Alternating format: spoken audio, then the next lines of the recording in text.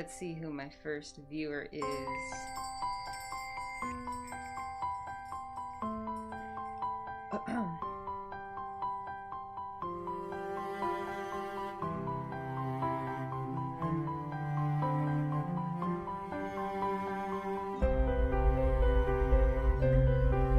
Waiting to see who is online with me. Alright, now I can view the chat. I can view the chat now. I can view the chat.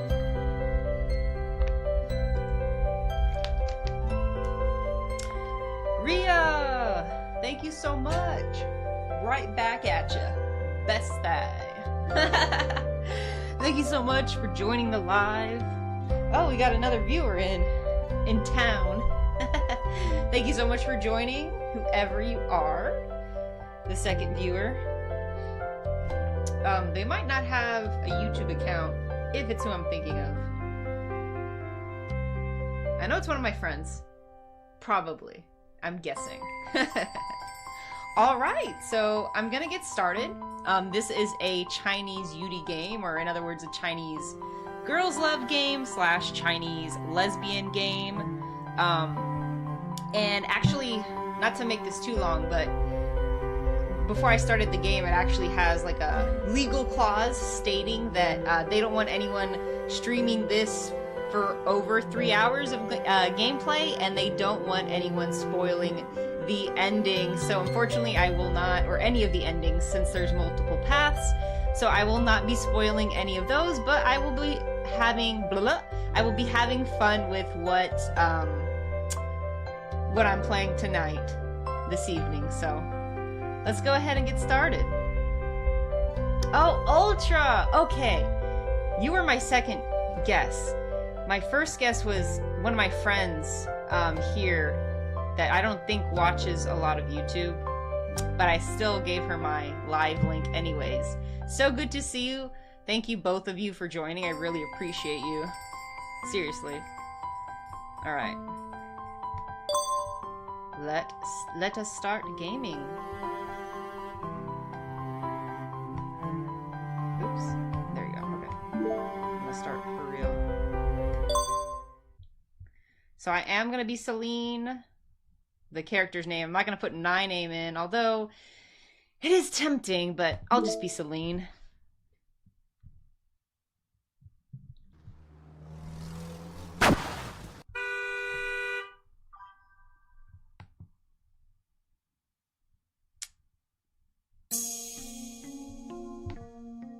I jolt awake, my heart pounding against my chest. Sweat drips down my body like a waterfall. It's still dark outside. I keep having the same nightmare over and over again. There's no doubt about it. I haven't recovered from the events of that day yet. It was my 20th birthday. I was planning on going out and celebrating with my friends. However, I ended up almost dying from a car crash while walking around the shopping district. When the car was speeding toward me, my brain was yelling at my body to move out of the way, but my legs wouldn't listen. To my surprise, the crushing pain and feeling of weightlessness never came. Even the wail of the car horn was abruptly cut off. A strange young woman suddenly emerged in front of me, standing right in front of the car. And miraculously, the car that was coming straight in my direction somehow stopped right in front of her. What's going on? No one could answer my question, but without her, I would have lost my life, doomed to be crushed underneath those tires. I tentatively approached her after catching my breath. Thank you, but let's not stand in the middle of the road. It's dangerous. She stood there, motionless, her eyes shifting as I approached her. Hello? Worry not. They call me Phoenix. I stepped forth to offer thee my aid as thou wast in the most perilous of situations. I see. Phoenix? What a weird name. And why is she talking like that? And why is Joshua in this game? I have come to seek thee this day to resolve matters of the utmost urgency. so dire that they concern thine own life itself. What? My duty is to safeguard the Yan family for 1,000 years, yet thy life draweth near its end. Alone I wield not the power to alter the course of thy fate. Thou wert meant to perish in thy fateful collision, yet I have spent mine own power to grant thee but 1 more year. Alas, bending the will of heaven doth consume my strength greatly. I must retreat into the mountains and resume my cultivation. Thou must seek out thy fated lover, for only they may save thee. Shouldst thou fail, none shall be able to save thee then. My fated lover? Wait a second, are you saying I'm going to die if I don't find my soulmate? Phoenix nods. None of what Phoenix said made sense, but she had miraculously stopped the car and saved my life. Her words defied reality, but so did her actions. So how do I know you're not lying to me? Because that's pretty out there, right? I held on to a sliver of hope that this was all just a prank. How do I know you're not lying to me? There are a lot of creative scammers nowadays. Phoenix looked at me with a solemn, pitiful look in her radiant eyes. I was immediately convinced by her sexy gaze. No, I'm kidding. Why would I wager with thy very life? I wanted to say something else, but she suddenly disappeared. Her last words were, "Tread lightly." I was completely lost in my thoughts. What was going on? When I finally came to my senses, I found myself pulled to the side of the road by my friend Megan. That was so dangerous! What were you doing standing in the middle of the road? You're lucky that car stopped in time. Otherwise, your 20th birthday would have been spent in the hospital. I didn't respond. Megan waved her hand in front of me. Hello? Celine? Everything okay? In that instant, everything turned black and I lost consciousness. Later, I woke up in the hospital. Megan had taken me there. The doctor examined me and said I was lucky I hadn't suffered any serious injuries. My elbows and knees were bruised, but that was it. I had fainted from shock. I asked Megan if there was a young woman who helped me, but she said she didn't see anyone. All she remembered was that I'd fallen to the ground. Fortunately, the driver was able to brake in time, so I only suffered minor injuries. Joshua should have transitioned sooner. She makes a hot woman. Yes, that's what I'm saying. I mean, and Joshua is already very effeminate, so that would be perfect. Phoenix, fated lover, guardian angel, Joshua? I murmured to myself. I'm still lost in my thoughts when suddenly my phone buzzes. Who's texting me so early in the morning? Honestly, true, because who texts so early in the morning? I can't stand that. I grab my phone and take a look. It's my mom. She's an early riser. I sigh and start typing up a response. Remember to eat on time. Got it, Mom. Why are you up so early? It's the weekend. Is something wrong? Oh, sweetheart, did I wake you up? No, I was already awake. What's up? I know we said we'd come home next week. Again? You two haven't come back in ages. It's boring. I'm stuck at home alone. You should be glad you don't have two overbearing parents lecturing you all the time. No way. Have you two finished packing? I'll ship you whatever you're missing. Yes, we have. Don't worry about us, okay? Take care of yourself. Don't hesitate to contact me at any time, alright? Remember to eat. I can't help but worry about you. I know, I'm already an adult. Have a little faith in me. Sweetie. Okay, I have to go. We're about to leave. Got it. Drive safely. Thanks, we will. Oh, by the way, a new tenant will be moving into the apartment next door. I think she's about your age. Maybe she's one of your classmates. Okay. I'll talk to you later. Bye. Take care of yourself. Don't worry about me, Mom. Bye. I turn off my phone and massage my temples, my head aching from everything that happened. I glance at the clock. It's still too early to get out of bed, so I decide to go back to sleep. It's almost 9 in the morning when I wake up again. My sleep schedule has been messed up ever since the accident. I went to see a doctor who diagnosed me with insomnia. She said it was caused by the trauma I had recently experienced and prescribed me some sleeping pills. I made a note in my head to invite Megan for a walk. Maybe it'll help alleviate the stress I've been feeling. I'm in the middle of my makeup routine when I notice rustling sounds from the apartment across from mine. Is that the new neighbor Mom mentioned? I can't believe she's moving in already. Suddenly, I hear 2 knocks in my door. Who is it? Yeah, and just so we weren't aware, it is a Chinese game. Jeje, I'm your new next-door neighbor. I just wanted to introduce myself. Jeje is an affectionate term of address for a female person of the same age or older. And also, fun fact, Chinese lesbians, or Mandarin-speaking lesbians, use this term, allegedly, a lot. So, that's pretty cool to know. I'm a bit surprised. This new neighbor is more outgoing than I imagined. Hey, so sorry about that. I was in my bedroom and didn't hear you. I opened the door after finishing my sentence. Sunlight streams through the hallway, enveloping her short, curly brown hair in a soft golden glow. Got milk tea. She stands there with a cup of bubble tea in her hand, bathed in the warm morning glow. Hey, Charles. Thank you. Oh, I gotta pop up here. There we go. I'm Niksha. Nice to meet you. Shaw, that sounds familiar. My initial wariness of her immediately vanishes. I smile, shaking her outstretched hand.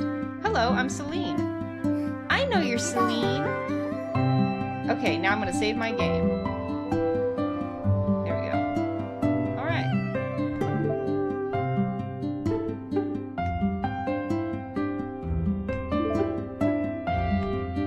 How do you know that? Her playful tone and energetic look feels familiar, but I can't seem to remember.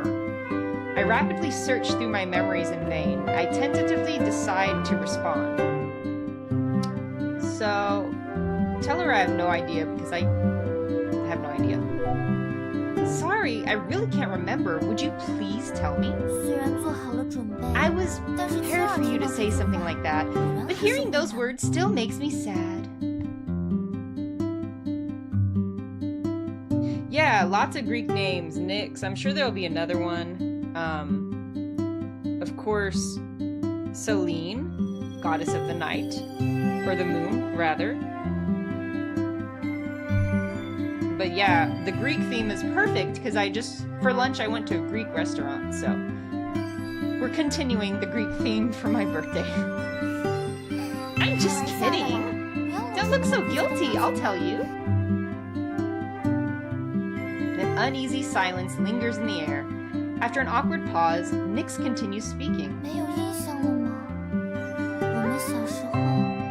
Have you completely forgotten? We used to be childhood friends. Not the childhood friends trope, not the Tifa, not the red eyes. Don't do this to me. Don't do this to me. Don't do it. Don't do it. Her words seem to flip a switch in my brain.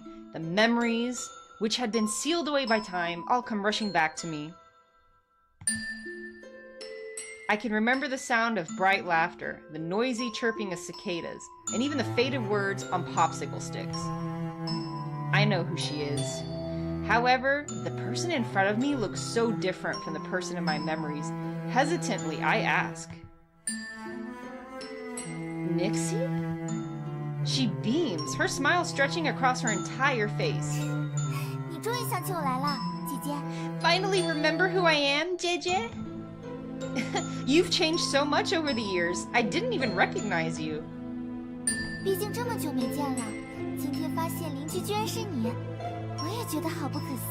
I'm just gonna let the Chinese play and then I'll do my rendition of it. Well, it's been years since we've last seen each other. I was completely flabbergasted when I found out that you're my new neighbor. My body relaxes the moment I realize that the person in front of me is my childhood friend. I look at her, once again seeing the sweet little girl who used to hold my hand and call me Jeje. I can't help but tease her. Yeah, fate works in mysterious ways. Still calling me Jeje, huh? You're not going to cling to me like you did when you were younger, right? Nyx blushes. She clears her throat. 都是以前的事情了，不准再提了。 That's all in the past. Don't bring that up again. I fail to hold in my laughter. She hurriedly shoves the bubble tea she's holding into my hand, as if trying to distract me from her beet red face. 姐姐还是喝奶茶吧，不然还不知道要笑我多久呢。 Here, have some bubble tea, Jeje. Otherwise, you'll never stop laughing at me. The world is so small. I can't believe I'm now neighbors with one of my childhood friends. It seems like my streak of bad luck is beginning to end. With a gentle smile, I say, I'm gonna invite her to drink boba with me because who doesn't love a good milk tea? You bought this from the boba shop nearby, right? Don't they have a promotion going on right now? Why don't we go together next time? 好呀，能和姐姐一起去真是太好了。 Sure, I'd be happy to join you, Jeje. Then it's settled. I'm a boba expert. I know all the best flavors. All right, pinky promise. A pinky promise feels childish, but her eager eyes are staring at me so expectantly. I suppose there's no harm in acting a little childishly once in a while, I think to myself as I touch my fingers to hers. As I touch my fingers, just like this. Yas, pinky promise. The second our fingers lock, the corners of Nyx's eyes lift. 100年不许变。我们说 Cross 好 my 了。 heart and hope to die, it's a deal. Before long, we find ourselves reminiscing on our childhoods. I learn that she's moved to the city all by herself. None of her family live nearby. She's 2 years younger than me, and she's all by herself in an unfamiliar city. I can't help but worry about her. Listen, you can contact me anytime if you need help, all right? 我很期待和姐姐以后的。 Okay, I can't wait for our future dates, JJ. Date? Does she mean what I think she does? We continue chatting and exchange Instagrams. Instagrams. Okay.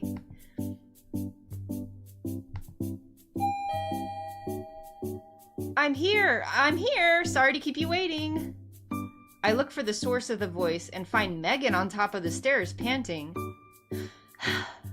Megan, you're here. 1 second. My new neighbor just moved in across the hall. We were talking. New neighbor? 你好哦，我是 Hello, 小雪 I'm Nyx Shaw, 姐姐 Jeje's new 介绍你 neighbor. Hello, I'm Megan Lee, one of Celine's close friends. I often stop by her place to hang out. I think we'll be seeing a lot of each other from now on. Haha, really? 是吗？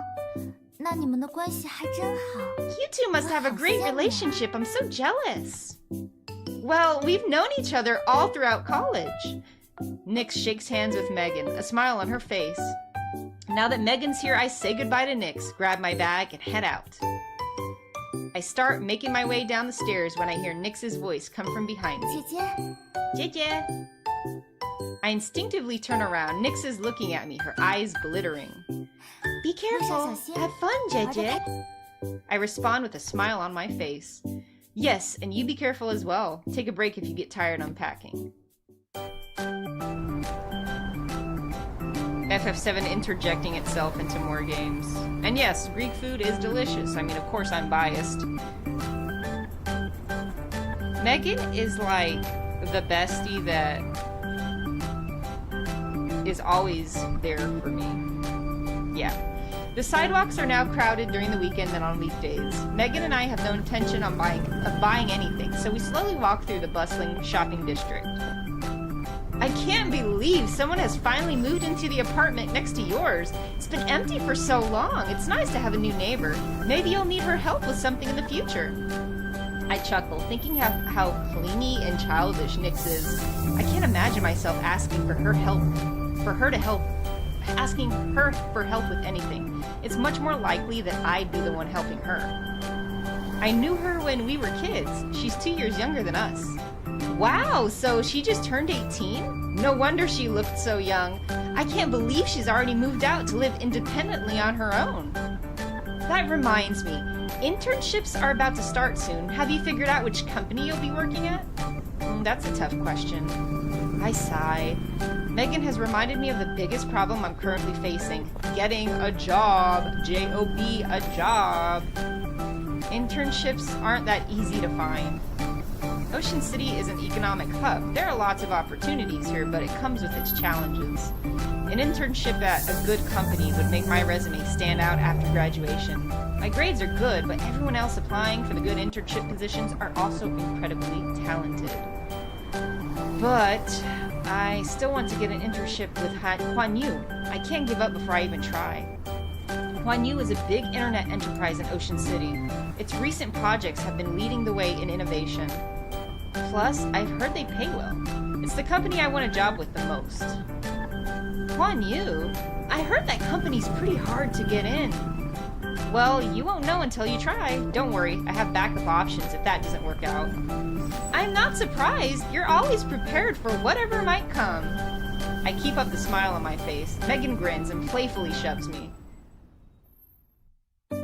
Put Nanaki's ears on Nixie's head and it would be perfect. Oh my god. Right? Soul Beanie! Thank you so much for the birthday wishes. I appreciate you. I returned to my apartment after saying goodbye to Megan. What Phoenix had told me a few days ago about finding my soulmate still feels like a dream. I'm lost in thought. Before I knew it, I'm already standing in front of my apartment. There seems to be someone squatting near my front door, her frizzly hair bobbing up and down. Nixie? She lifts her head at the sound of my voice. I'm not sure if it's my imagination, but the lights in the corridor seem brighter the second she looks up. 你回来啦？ You're finally back! Yeah, I'm back. What are you doing at my front door? Do you need help with something? She smiles and shakes her head. 没有呀，我只是在等你回来而已。 Nope, I was just waiting for you to come back. You were waiting for me? 等不及想快点见到你吗？只好蹲在你家门口，有没有吓到你？ I really wanted to see you again, so I decided to camp out in front of your apartment. Sorry, did I scare you? She did scare me, but seeing the tears welling up in her eyes, I softened my tone. We're saving it again? Okay. Go. No, you didn't. Why don't you come in? You should text me next time. I'll come home earlier. Okay. I keep pressing the save button on accident. Okay. I open the door. She follows me closely into my apartment. She reminds me of an excited puppy eagerly wagging its tail. Stop, stop. What am I thinking? 哇， Wow. 姐姐家里好干净啊，我家里还没整理好呢，乱糟糟的。 Your house is so clean and organized, JJ. Mine's still a complete mess. Why don't I lend you a hand once I'm done with my work for the day? 不用啦，我自己整理就好。乱糟糟的样子被你看到的话，才是丢脸丢到家了。 No, it's fine. I can do it myself. It'd be so humiliating if you saw my messy apartment. Nah, don't worry about it. I'm sometimes too tired to clean up, and my place ends up being a mess too. It's no big deal. You just moved in today. It's perfectly normal for your apartment to still be a mess. Nix leans in and winks, her eyes betraying a smile. The sunlight reflects off of her dark, red pupils like jewels. Don't do the Tifa thing. Don't do the Tifa thing right now. You know I can't. 那我欢迎姐姐来我家做客啦。 Then you're welcome to visit, JJ. People say that one of life's greatest joys is running into an old friend in an unexpected location. Everything that's happened recently has exhausted me, but bumping into Nixie has brought me a sense of relief. Back then, when we suddenly moved away, I didn't get the chance to exchange contact information with you. I've always regretted that. I thought I'd never see you again. 真的，你明明就已经忘记我了。 Really? Because you literally forgot I existed earlier today. Nix suddenly mutters something underneath her breath. What? Her voice was too quiet for me to hear, so I asked her to repeat herself. But she doesn't. She simply changes the subject. 没什么啦。说起来，姐姐这些年有没有遇到什么事情呀？ Nothing. Oh yeah. Has anything exciting happened to you over the years? Hey, thank you, Sting. I believe we got a new person on the stream. So thank you, Sting. Thank you so much. Yeah, Nixie, I mean, she's our first option, so you never know. You gotta open up your options, because the person I'm after in my head, we haven't met her yet, but that's the one I like the most so far, but I haven't even met her yet, so we'll see. Nah, I've been living a fairly normal life. I'll tell you all about it some other day. 我很期待哟，姐姐。 I look forward to it, Jeje. And what about you, Nixie? How have you been? She pauses, not responding. Maybe I've asked her a question she doesn't want to answer. I feel a bit regretful. It's fine if you don't want to talk about it. I didn't get the chance to properly say goodbye to you when my family moved away. I'm just really happy to see you again. 姐姐， Jeje. She murmurs, her voice so soft that I barely caught what she said. I'm about to speak when she suddenly wraps her arms around my neck. Affectionately, she says, 说来话长了，之后有机会再告诉姐姐吧。今天收拾了一天家里，累坏我了。 It's a long story. Maybe I'll tell you some other time, Jeje. I'm completely drained. I've been cleaning the entire day. Take a break. Let me pour you a glass of milk. Maybe you should go to bed soon. As I finish my sentence, I feel a passionate gaze on me. I look up to see Nick staring at me, her eyes full of anticipation. I told you don't do the Tifa thing, Nix. What happened? 我有一个请求，姐姐， Jeje, I need a favor. What?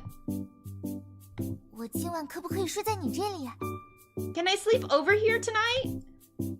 Huh? Why? 就是我刚搬过来嘛，床单洗了还没有晒干，回家也只能打地铺。 Well, I just moved here and my bed sheets aren't even dry yet. If I go home, I'd have to sleep on the floor. 能遇到姐姐真是太好了。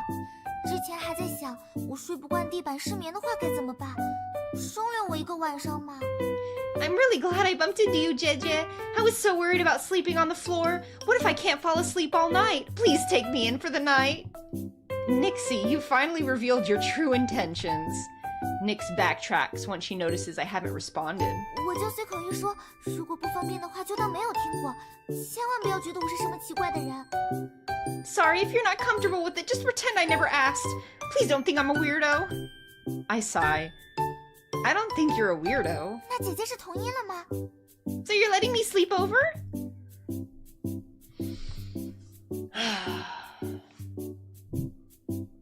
I mean, she's moving a little too fast, isn't she? Thank you, Pyrex. Thank you so much. I appreciate you. But now I have to figure out if I invite her to my bed or I prepare the guest room. I suppose I will do the naughty thing and invite her into my bed, but totally innocent. Doesn't mean anything has to happen. My bed's a little small. We'll have to squeeze together. 给我安排客房就好了。姐姐在想什么呢？ Ah, really? You tricked me. It was a trick. It was a trick to raise your affection. Okay, I got you. I can just stay in the guest room. What were you imagining, Jeje? That's what I meant. The bed in the guest room is quite small. The guest room has been unoccupied for a very long time. Everything in there is covered with a thin layer of dust. It needs to be cleaned. Nixie isn't familiar with my apartment, so she trails behind me, trying her best to help. After we finish tidying up the guest room, Nixie tells me she needs to go home to grab some of her belongings. I collapse on the sofa and let out a huge sigh. I never imagined I'd be here, reuniting with a friend I haven't seen in years. My childhood memories are like popsicles in the summer. They had melted away and evaporated into clouds of vapor. But now, with Nix's reappearance in my life, those memories seem to have come back. I get lost in my memories of the past. Ding dong, the doorbell rings, interrupting my train of thought. I shuffle to the door, my slippers sliding across the floor. When I open it, I see Nix standing outside, now in her pajamas. She looks even more like a kid with this outfit on. I just finished cleaning up.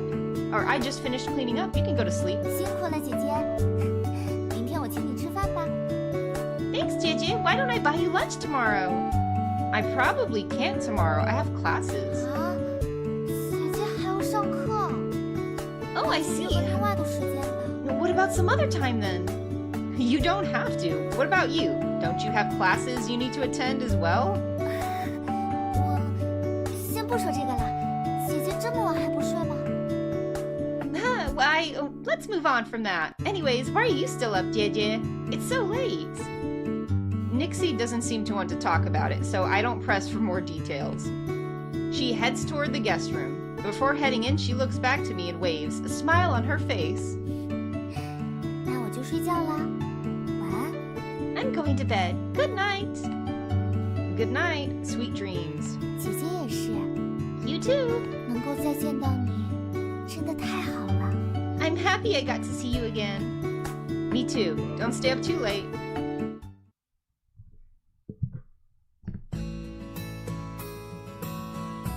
When I wake up the next morning, I notice that Nix has already left the apartment. There's a sandwich on the table. Next to it is a note. Hey, JJ. I had to leave early, but I didn't want to wake you. Remember to eat breakfast, Nixie. I didn't expect the clingy kid from my childhood to prepare breakfast for me. Nixie's sandwich is much more delicious than I could have ever expected. I still remember Nixie as a clumsy little kid, but it's obvious she can survive just fine on her own. And now I'm at school. The classroom is empty. Everyone's busy finding internships, so they've asked for excused absences. I suddenly hear the sound of turning pages next to me. I turn around and see a familiar face. She is adorable, but let's remember we have other options. Let's not close ourselves off to other options, okay? Just because she has red eyes like Tifa and is my childhood friend doesn't mean... Hey, Cassidy, you're here early. She looks up from the book she's reading and glances at me. Morning. I'm slightly taken aback. I typically have a great relationship with Cassidy. She's a good friend from my class. She even mailed me some delicious pastries when I got injured. Something's off with her today. What happened? What's wrong? Are you upset? 怎么这么说？ Why do you ask? It's nothing. I just feel like you're more distant than usual. Cassidy doesn't speak. Instead, she dips her head forward. I follow her gaze and realize that our teacher is staring at us from her podium. He makes eye contact with me and gestures towards the clock. Class has already started. I look down, embarrassed. Cassidy lets out what seems to be a soft chuckle before falling silent again, focusing on her studies. Ooh, yay, chibis! We've taken another class with this teacher before, and he's very easygoing. Since this class is mainly juniors, only a few students actually show up. He's not surprised. He even makes a joke about the number of students absent before diving into the course material. He keeps calling on me to answer questions, perhaps due to the fact that not many students are present today. I feel a bit dazed after answering several questions in a row. He suddenly asks me to explain a technical term. I'm completely stumped. In my confused state, I notice Cassidy quietly shifting her notebook in my direction. She's written simple and concise notes, and the keywords mentioned jog my memory. I spend a few moments organizing my thoughts before answering his question with a well-spoken response. The teacher smiles and adds a couple points to my participation grade in his gradebook. I let out a sigh of relief. I turn around and glance at my quote-unquote savior, who's sitting there expressionless. She has no intention of turning around. I write, "Thank you" in my notebook and shift it so that it's facing Cassidy. Thank you. To my surprise, Cassidy is so focused on listening to the lecture that she doesn't even notice. That's weird. When did she become so attentive? I've sat next to her multiple times during class. She'd always stuff another book in our textbook and secretly read that instead. Once, she even fell asleep during lecture, and I had to wake her up while our teacher was looking away. In summary, she's never really paid attention before in class. Did something happen? I gently poke Cassidy's arm with a pen. She finally turns around and gives me a look. Somehow I managed to understand the expression written across her face. What is it? You're in a bad mood, aren't you? Cassidy shakes her head, her voice low. 没有，你 No, you. I'm finding my Cassidy voice, and we're going that deep. We're going that deep. She pauses mid-sentence. Maybe she was about to say, "You're so annoying." 你认真听课。 Should pay attention in class. Wait, no. Should pay attention in class. Okay. After class ends, Cassidy shuts her notebook and leaves without even saying goodbye. I'm still worried, so I quickly pack up my belongings and scramble to catch up to her. Cassidy! Cassidy stops in her tracks and turns around to look at me. 又怎么了？ What is it now? Is there something wrong? 这已经是你今天第3次问我了。 This is the 3rd time you've asked me this today. Why do you keep repeating yourself? I scratch my nose. Perhaps I'm being annoying, but her behavior today has really concerned me. You're my friend, I'll stop pestering you. I mean... I'll stop pestering you. Eleanor? Who's Eleanor? Whose affection did I raise? Who the hell is Eleanor? Someone else, I think. I wanted to know why you were acting so weird today, but I'll stop pestering you if you don't want to talk about it. Cassidy doesn't answer and instead stares at me with her beautiful eyes. After a while, a faint smile replaces her serious 你的 expression. 求知欲好像用错地方了。 Your desire for knowledge has been used at the wrong time. 不过我没什么事，就是现在想静一静，可以吗？ Well, I'm fine. I just want to be alone right now. Is that all right? Really?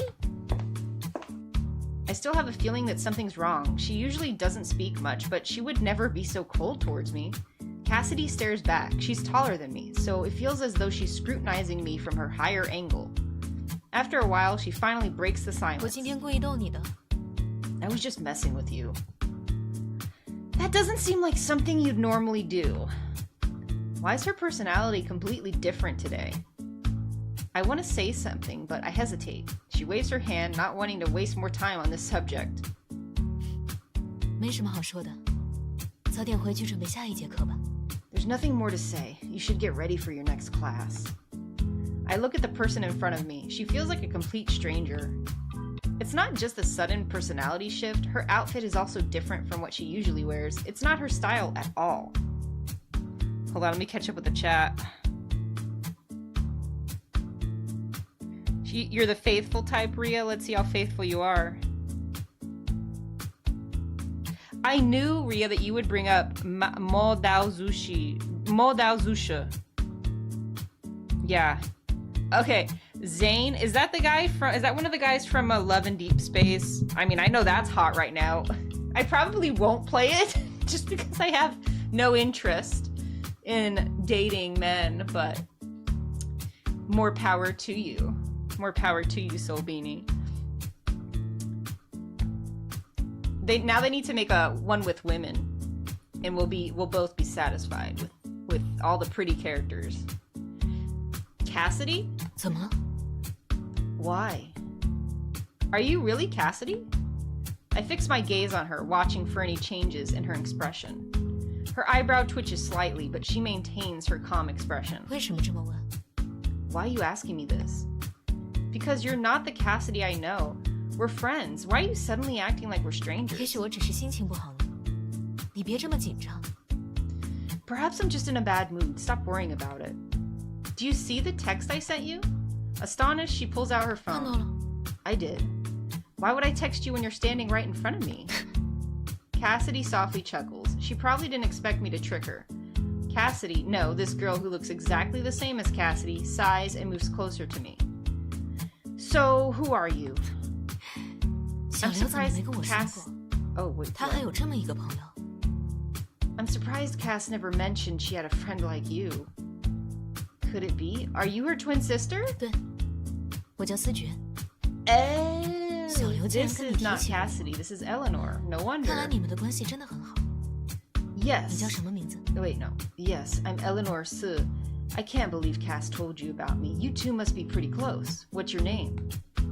Cassidy rarely mentioned her older twin sister, so I completely forgot she even had one. I feel like Cassidy always seemed reluctant to talk about her sister. I decided to keep my distance from Eleanor and respond politely. I'm Celine. 哦， Oh, 原来如此。 now I remember. Eleanor leans in, her face now taking up my entire view. I immediately tense up. She might share the same face as Cassidy, but her aura is completely different. A body snatcher case? Yeah, I mean, I guess it is. Well, now we know it's not, because she's her twin sister. I fall backwards in surprise. I fall! But she catches me with one arm. Ugh. With her other hand, she lifts her finger to her lips, gesturing me to hush. 嘘， Shh. 帮我保密，这位同学。 Help me keep this a secret. Okay, but why wasn't Cassidy here today? 哦，他不想上专业课，说上了那么久的课也累了。 Oh, she just didn't want to show up. She said she's getting tired of classes. That sounds like something she'd do. Why did you suddenly agree to show up in her place? This isn't the first time she's complained about this class. 确实， Indeed. 之前我有自己的事情要做，这段时间清闲下来了。你们专业的课我也很感兴趣，就来学习一下。 My schedule only cleared up recently. Plus, I'm interested in knowing more about your major. I'm here to learn. You are truly... I'm rendered speechless. I can't believe there's someone who's coming to class in place of another person just to learn. Which college do you go to? 我是滨财的，跟小刘一样，读大三。 I'm from the Ocean City School of Business. I'm also a junior, just like Cassidy. I see. Want to head to our Gen Ed class together later? 不了，我只帮他上专业课，剩下的通识课就算了。 No, I'm only going to the classes required for her major. I won't be attending Gen Ed ones. What about her attendance in those classes? 他说这几个老师查得不严，应该会自己想办法吧。 According to her, those teachers aren't strict about attendance. I presume she'll figure something out. I'm rendered speechless once again. Eleanor bursts into laughter. I'm suddenly feeling a bit uncomfortable. Eleanor keeps looking at me with a scrutinizing gaze. I can't tell what she's thinking at all, nor do I understand what's so funny about this situation. She's the polar opposite of the innocent and pure Cassidy I know. If Cassidy is gentle like the water, then Eleanor is like water frozen into ice, sharp and cold. I am hit with a sudden feeling of familiarity, as if I've already known Eleanor. Maybe it's due to the fact that Cassidy and I are close friends. Before I can continue mulling over the situation, Eleanor speaks and I am dragged back into reality. 方便交换联系方式吗？ No! What's your Instagram? What's your Instagram? Instagram. Huh? 如果以后还要来替课的话，可能需要你打掩护。 I need you to help cover for me if I'm going to be taking her place in class for the foreseeable future.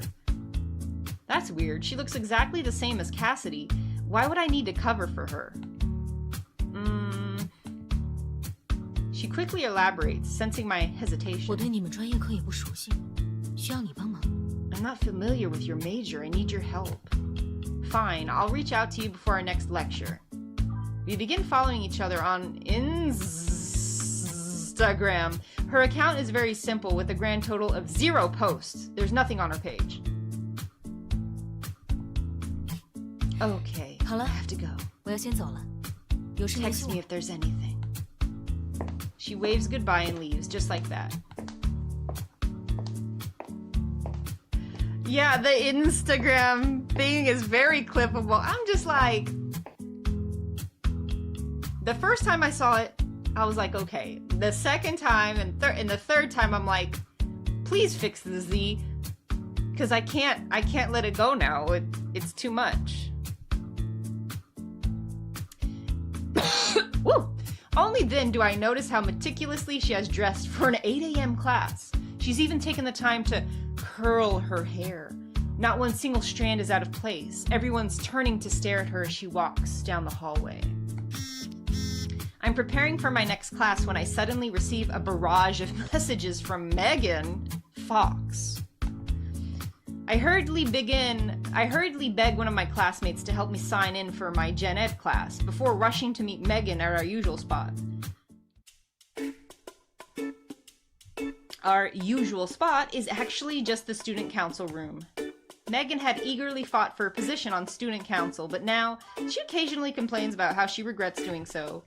The tasks are particularly tedious, and every position other than that of the president's holds little to no value on a resume. It's a thankless job. Okay,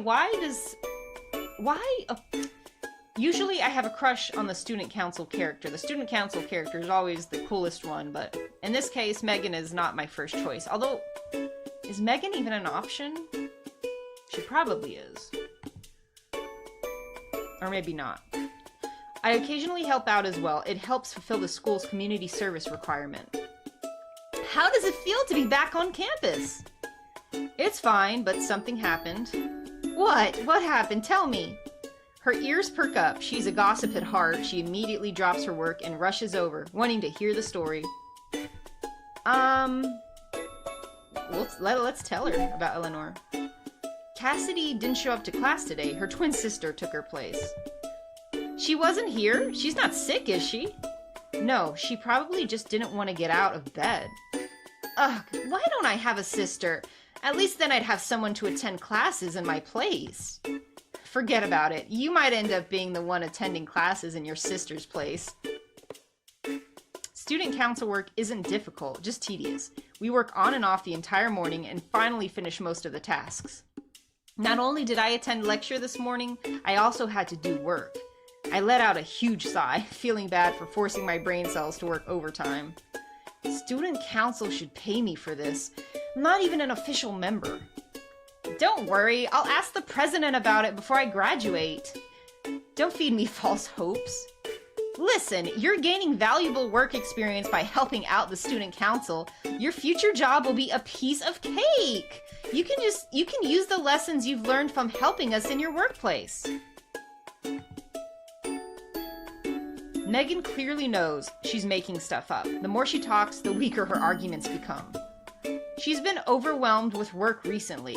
Without my help, she'd have passed out from exhaustion. I don't have the energy to argue with her. I agree to continue helping her in the afternoon. When I come back in the afternoon, there are more people in the student council room. I can hear chatter even from outside the door. Megan, I'm here. Celine, over here! Our president's here today. Let me introduce you.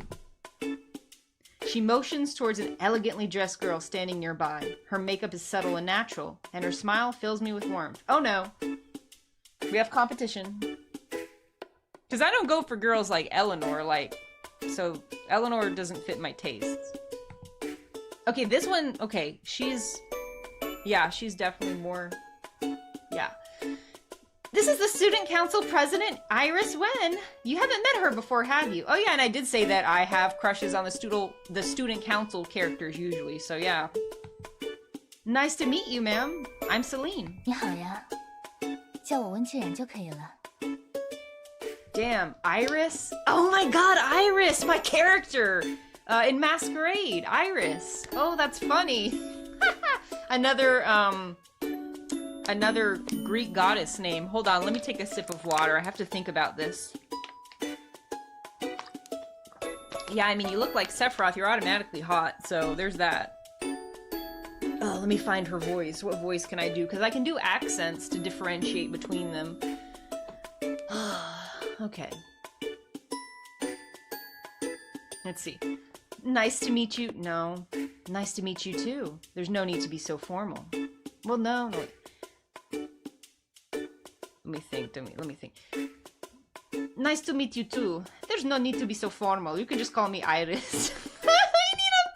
I need something to differentiate, you know? So I'm just gonna give her an accent. Even though she says that, I still feel awkward calling her by her name. I'll just call her Shweje. Honorific referring to a female student who is in a higher year than you in school. 听大家说，你之前帮了学生会不少忙，我作为会长，真的非常感谢。 I've heard a lot about 最 it. 近有时间 You've 的 really 话， helped us out, and I'm very 可以给 grateful 我一 for 个 that. 请你喝咖啡的 Why 机会 don't we go out for coffee sometime? I'll treat you. It's fine, Shweje. I don't mind helping out. Plus, I get credits for this. 学生会的其他人，我已经犒劳过了。希望最好的编外成员也能给我一次感谢的机会。 I've already thanked the other members of the student council. I'd like the opportunity to thank our best honorary member as well. Our best honorary member? I know she's just being polite, but I can't help but blush at her compliment. Unofficial. Is this my unofficial pay? I don't think I helped much.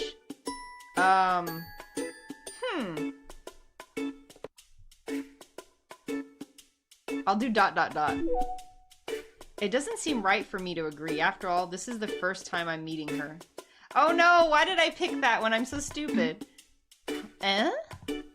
Her gentle gaze is fixated on me, an expectant look in her eyes. If I don't answer, she might keep staring at me like this for the next century. I feel caught off guard, and the words leave my mouth before my mind can catch up. Thank you for the invitation. It would be impolite of me to continue refusing. I decide to accept her invitation first, and then gift her some pastries later on down the line. Then I accept, Shweje. 没关系，你什么时候有 Wonderful. 空？ When are you free? I'm free today. 那我们先处理剩下的工作吧。 It's just the way I chose to respond didn't up my affection points with her. No! Yeah, she's a platinum blonde in China, so she doesn't have to be Chinese. We can work with it. We can work with it. She smiles once more before returning to her seat. I squeeze in next to Megan and help her organize some files. She winks at me with a grin on her face and whispers so that only I can hear. What do you think? Isn't our president beautiful? Yeah. Her grades are also amazing and she's super popular. She has it all. I nervously glance around, worried that Iris might overhear our conversation. Fortunately, she's focused on the laptop in front of her. I let out a sigh of relief before whispering back. Focus on your work and mind your own business. From the corner of my eye, I notice Iris leaving her seat. She walks over to another student council member and starts talking, a gentle and caring smile on her face. I can't hear the conversation clearly, but judging from Iris's expression, it must have gone well. Ah, so she's like this with everyone. Oh, are you still looking for an internship? How's it going? Did you submit your resume for Huan Yu yet? Nope, I don't have any relevant work experience. I'll probably get rejected. Don't be so sure. Do you have a plan? Not yet. I'm taking it one step at a time. Our gazes meet. We both let out a sigh, foreseeing the future bumps in the road. I almost fall asleep organizing the files. It isn't until after I leave the student council room that I remember I'm supposed to be meeting Iris for coffee today. I didn't even ask for her number! Ugh! I don't want to miss this opportunity, so I hurry back. Iris has already left, but on her desk was a small card with a QR code and a string of numbers. I pick up the card. On the back, she's written, I guess you forgot. Oh, no. I guess you forgot. You can contact me via Instagram. There's a sweet fragrance lingering on the card. The scent reminds me of her, gentle, yet dignified. For some reason, I suddenly feel anxious. I scan the QR code, and sure enough, her Instagram page pops up. She follows me back almost immediately. Then she sends me the location of the coffee shop and a message. Could we meet here? I can't believe you predicted this. You're incredible. How'd you know I'd forget? I left in such a hurry and it completely slipped my mind. I was worried that someone else might mistakenly take the card I left for you. Ooh. I guess you could call this a telepathic connection. Anyways, thanks, Shweje. Let's meet at 5:30. Is that alright with you? Yep, thanks. See you there.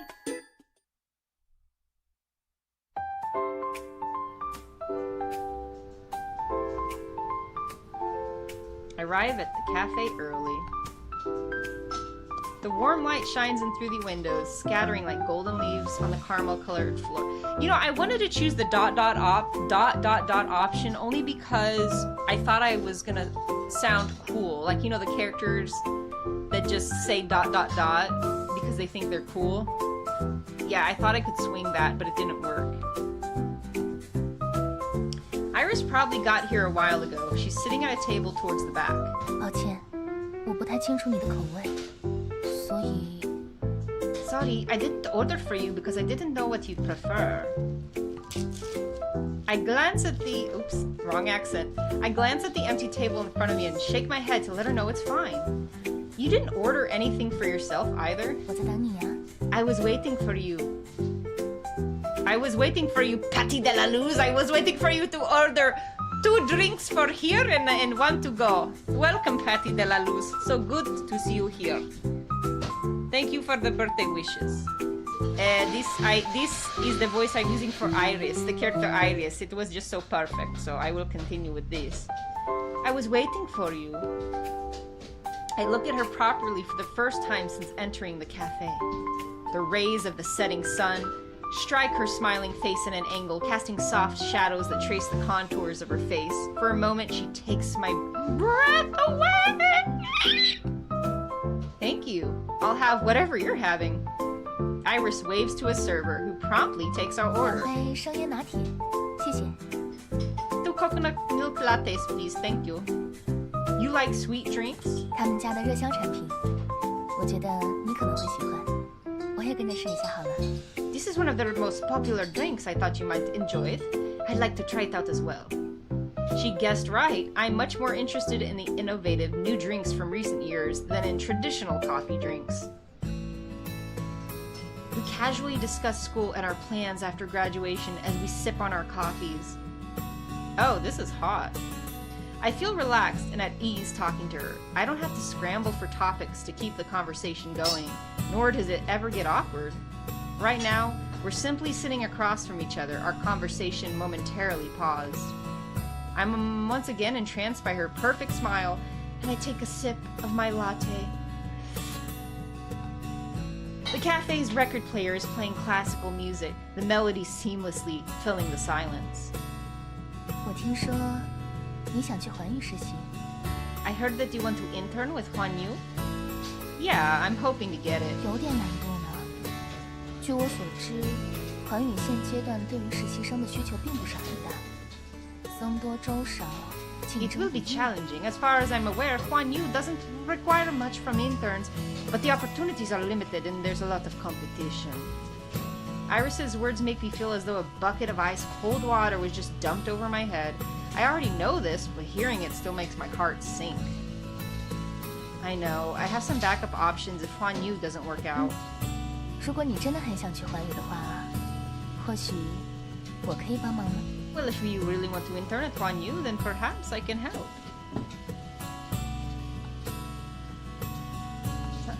Really? I wasn't expecting such a pleasant surprise. My eyes widen in disbelief. 不用这么惊讶啦，我曾经在环宇实习过，也许能当你的推荐人。 Don't be surprised. I used to intern at Huan Yu, so I 但是否 remember 面试 you. 成功， But even 还 with 是 my 要 help, 看你 you'll 的。 have to impress them. Oh, so I can recommend you. But even with my help, you'll have to impress them during the interview. 他们平时也会留意高校里的人才，符合公司需求的在校大学生还是很有机会的。 They want talented college students. You'll have a good chance of getting the internship if you meet their 我 requirements. 看了你在学生会参与的项目，都在校内取得了不错的成绩，一些策划思路也很符合互联网公司的调性。你 The 加入 projects 环 you've 宇 been involved 确 with 实是 during 不错的 student 选择。 council have all done well. Some of your ideas also align with what internet enterprises want to accomplish. Her lips move, but her words barely register. I'm so in shock from happiness, my brain completely shuts down. According to her, I have a chance of interning with Huan Yu. I don't know how much an internal recommendation will actually help, but Iris's analysis and praise leave me feeling lightheaded. Her acknowledgement of my potential makes my heart sing with joy.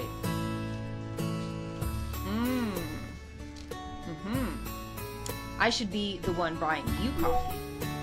Yeah, there we go. There we go. Thank you so much, Shueje. I'm very happy. It feels wrong to have you pay when you're helping me land an internship. Why don't I treat you instead, Shueje? 原来介绍工作只值一杯咖啡啊。 Is helping you find an internship only worth a cup of coffee? No, that's not what I meant. I just wanted to thank you, Shueje. 确实是这样的。不过这杯咖啡的初衷，只是我想要感谢你而已。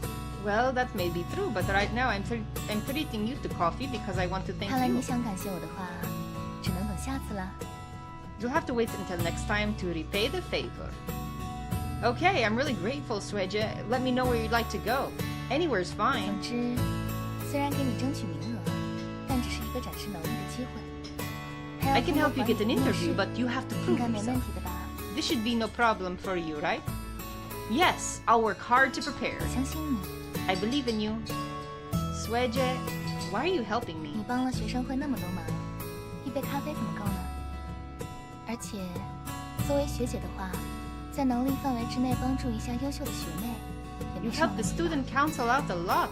How could a single cup of coffee be enough to repay you for all that you've done? Plus, as your Shueje, I should be helping you out, shouldn't I? Happy birthday. I don't know what is this, but I wish you health and a long life. Cheers from Brazil. Thank you, Marcel. I appreciate you. How sweet. This is a visual novel game, a Yuri visual novel game where I'm dating different women. But thank you. 不过， But she suddenly winks, her words mysterious. I start absentmindedly swirling the coffee with my spoon. The cup clings and clangs, but I don't notice the crisp sounds at all. She flashes an amused smile from across the table and 你好像 teases. 很紧张呀，学妹。 You'll seem nervous, Shuemei. Honorific referring to a female student who is in a lower year than you in school. Ooh! My hand stiffens. I stare at her. Is it really that obvious? Yes, you're stirring my coffee, not yours.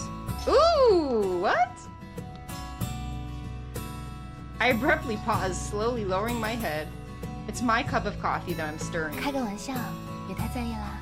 I'm just kidding. Don't be so serious. I let out a sigh of relief, but I'm still feeling quite nervous. 好了好了，不逗你了。我把他们 HR 的联系方式给你。 Alright, I stopped messing with you. Shall I send you their HR's contact information? Okay, thanks, Shueje. 不过他们那个总经理好像比较严格，如果面试的时候碰到了，你回答 Their 不出 CEO 要 can be quite demanding. If she's interviewing you, then you better be prepared. Huh? 小心点总没错的啦。职场如战场，小 Better 心驶 to 得 be 万年 safe 船 than。sorry. The workplace is like a battlefield. 如果遇到什么问题的话，随时可以给我发信息哦。 Don't hesitate to message me at any time if a problem arises. Thanks, Shueje. Okay, I think it's the CEO character that I like. And she's the big old age of 27. So she's the oldest option here. 27. The oldest option. Right. Anyways, I meet up with Megan after saying goodbye to Iris. While she's complaining about being pulled away by a teacher and missing out on our coffee outing, my phone suddenly buzzes twice in my pocket. Who is it? I don't know. 1 second. I take my phone out, and to my surprise, it's from Eleanor. Not Eleanor. Come on now. Sorry to bother you, Celine. Would you happen to know what this means?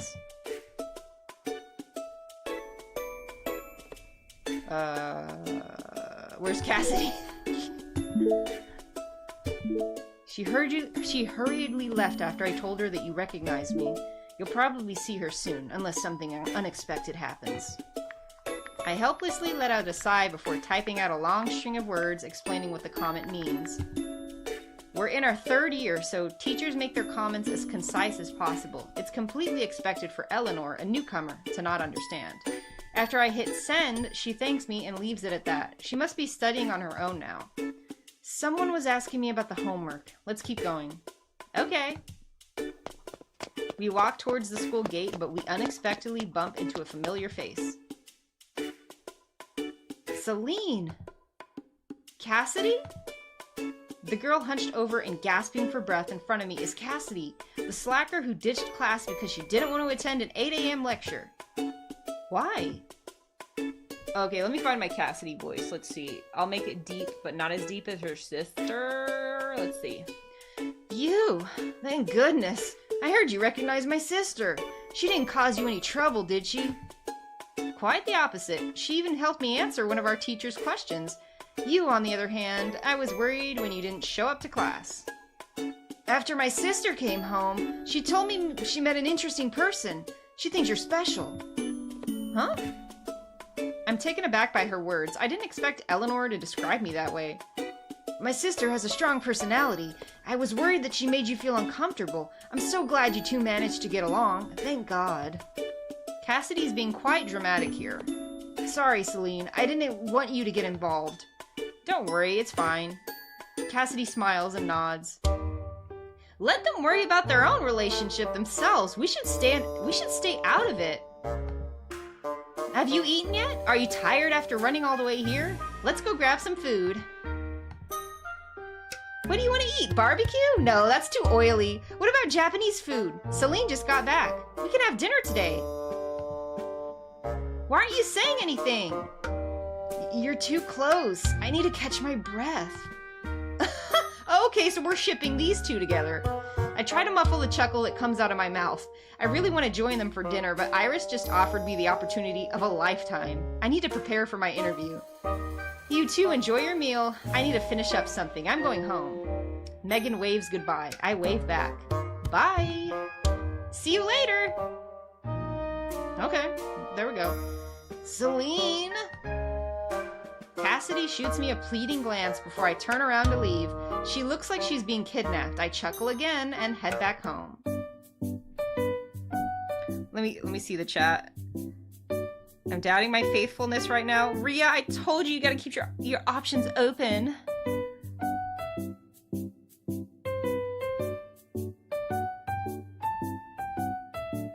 Thank you, Marcel. Yeah, I have a lot of Final Fantasy videos. Clody videos. I appreciate you for watching them, seriously. Megan x Cassidy, grunge and girly girl is a classic. I mean, for sure. I love the aesthetic of it. A week passes by and Joshua, seems more and more like a fleeting dream. I often wonder if what happened that day was simply part of my imagination. Perhaps it's as Megan said. The car braked in time, but I hallucinated due to shock. The matter of finding my soulmate is put on the back burner. I managed to get an internal recommendation, so the majority of my time has been spent on prepping for the interview. I've been busy every day. My interview is at 10 this morning.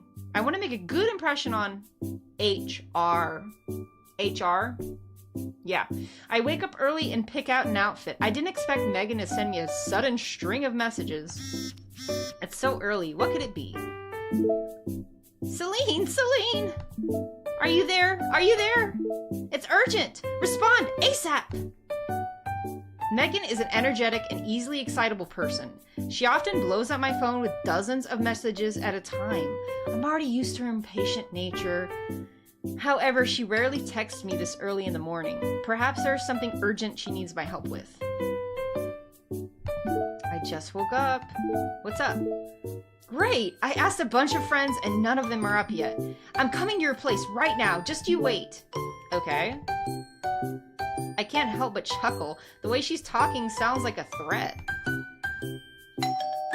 It doesn't take long before the doorbell rings. Megan is carrying 2 bags in her hands and a cardboard box in her arms. She looks like she's about to fall over. I quickly reach out to help steady the box in her arms. What's that? As soon as I finish speaking, a faint meow comes from the box. A kitten? As soon as I stepped out this morning, I saw this kitten! Poor thing, there wasn't a mother cat in sight. Is it a stray? I'm not sure. I'm in a bit of a rush today, so just put it in the box for now. There can only be one 4-legged creature in my house. I really can't take it in. You have a pet? No, my mom always says I am a silly goose who crawls on all fours. I let out a laugh. Hey, stop laughing. Can you take care of it? I live alone, but the cost of keeping a cat is quite substantial. Plus, I'm not even sure I can take good care of it. A kitten needs proper love and affection. Plus, I'm allergic to cats. I hesitate. The frail kitten in the box carefully reaches out its paw, gently placing it on my wrist. Its amber eyes stare at me pleadingly. My heart melts. How am I supposed to refuse when it's looking at me like that? Am I about to become a cat lady? Fine, I'll take care of it. Megan looks at me gratefully. If she wasn't in a rush, she might have started crying. I'm so glad to hear that. I bought some things for the kitten, including deworming medicine and cat food. Use it how you will. By the way, why are you up so early? I have an interview with Huan Yu today. What? Today? I hope this doesn't affect anything. I'm so sorry. Why don't I go with you? It's okay. I'm prepared for it. Plus, don't you have class today? Hurry up and go to school. I really don't want to. Good luck with your interview then. I'm off. She reluctantly waves goodbye. I don't know if it's because she cares about me or if it's because she doesn't want to go to class. As someone who's currently jobless, raising a kitten will definitely be a burden on my monthly expenses. However, those adorable eyes have convinced me. I'm going to land that internship at Huan Yu and earn enough money to buy cat food. ADHD text. Yeah, I got that sense that she was all over the place too. That's why I gave her that sort of voice. And then you can tell certain archetypes with certain character designs too. Is this the cat lady inside of me finally awakening? The kitten makes a purring sound, clawing at my clothes with its tiny paws. There's some time left before the interview. I closely inspect the tabby cat in front of me. It's incredibly docile, even nuzzling against the palm of my hand with its tiny pink nose while I pet her. It's not scared of people at all, so perhaps it was abandoned by its previous owners. I shudder at the thought, my affection for the cat growing 10 times stronger.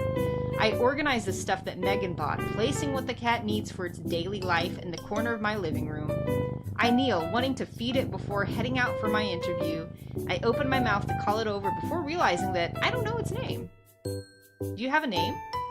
I laugh the second those words leave my mouth. I can't believe I'm waiting for a kitten to answer my question. Looks like prepping for the interview has driven me mad. The cat stares back at me with its round, curious eyes, trying to figure out what the strange two-legged creature standing in front of it just said. What about Belle?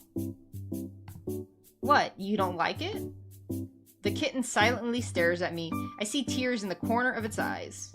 Why are you crying? I hold its front paws and gently rub its furry head. The kitten returns the favor by nuzzling my palm, letting out a low purr. My heart clenches. Nod your head if you like the name. I'll think of another one if you don't like it, okay? The cat dazedly nods before returning to affectionately nuzzling my hand. So you're okay with the new name? I'll call you Belle from now on, alright? The kitten rubs against my palm with even more force, leaving furs all over my body, as if it was marking its territory. I'm about to continue playing with the cat when suddenly, my phone beeps. Is your interview today? Good luck. Oh, thank you, Iris. Thank you for the message.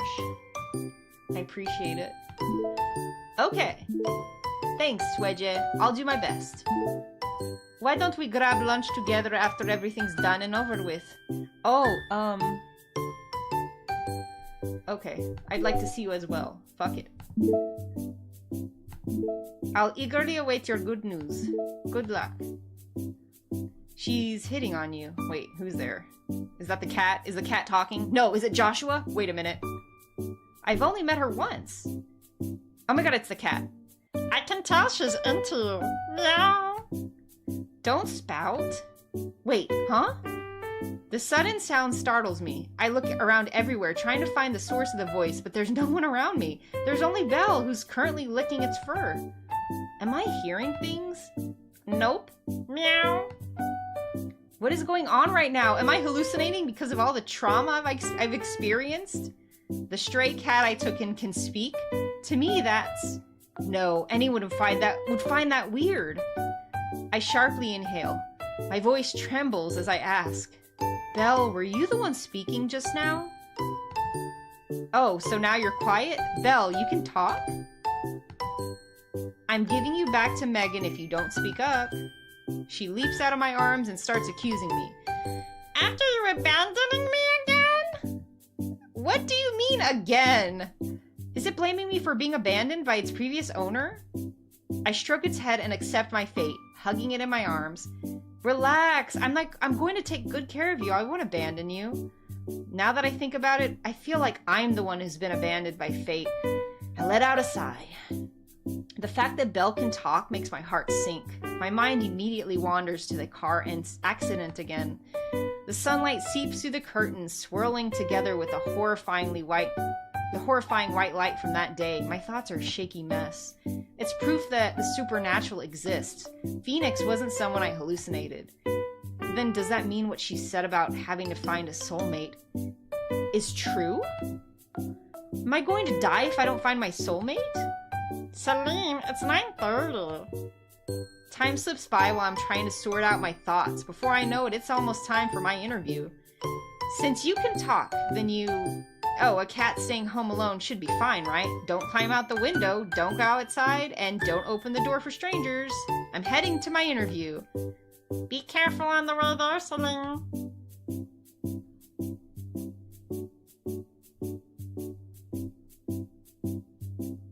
Kate Sith. Right? I slam the door shut. I don't have much time left. I decide to hail a taxi. Well, I'm basically Sailor Moon, Usagi, because Luna the cat started talking to her and she was like, oh my god, a talking cat. So it's definitely so Sailor Moon right now. I arrive at Huan Yu with only 10 minutes to spare. As I walk through the building, I analyze the work environment, trying to learn more about the company. The employees walking by me don't seem to be in any rush. I peer through the glass door. They seem to get along with each other. The work environment seems amazing. My admiration of Huan Yu goes up. How was it? I was so nervous. One of the interviewers had a cold expression on her face the entire time. She didn't show any emotion when I introduced myself. Oh no, I didn't prepare to answer any questions. Am I done for? I ignore the incessant chatter around me and sit down on one of the benches outside the office, silently repeating the words I prepared for the interview in my head. Next is Miss Celine. I'm here. I respond and follow her into the conference room. Surprisingly, the ambiance isn't as tense as I expected it to be. HR gestures for me to sit down and I obey. Hello, my name is Celine. I'm majoring in management at Ocean City University. Thank you for meeting with me today. After I introduce myself, the interviewer simply smiles and nods. They don't follow up with any questions, instead carefully flipping through my resume. I sense someone's eyes staring at me. I turn my head, making eye contact with the woman sitting in the middle. Okay, see, she's a baddie. She's dressed in a sharp suit, her expression cold and composed. Her unsmiling face radiates an intimidating aura. Our eyes meet briefly before she slightly frowns and looks away. My heart stops. Did I wear the wrong outfit? Did I show an unfavorable expression on my face? Miss Celine, we've reviewed your resume. We have a few questions we'd like to ask you. It's time. I sit up straight, carefully observing the interviewer's expression before formulating the words in my head. In the corner of my eye is the woman who had just frowned. My heart skips a beat. I let out a sigh. I don't know what the results will be, but what I do know is that I've tried my best. Miss Celine, we're satisfied with your resume, but... 你认为比起其他应聘者，你有什么优势？ Okay, what voice should I use here? Let me think. I'll use my normal voice, but deeper. Let's see.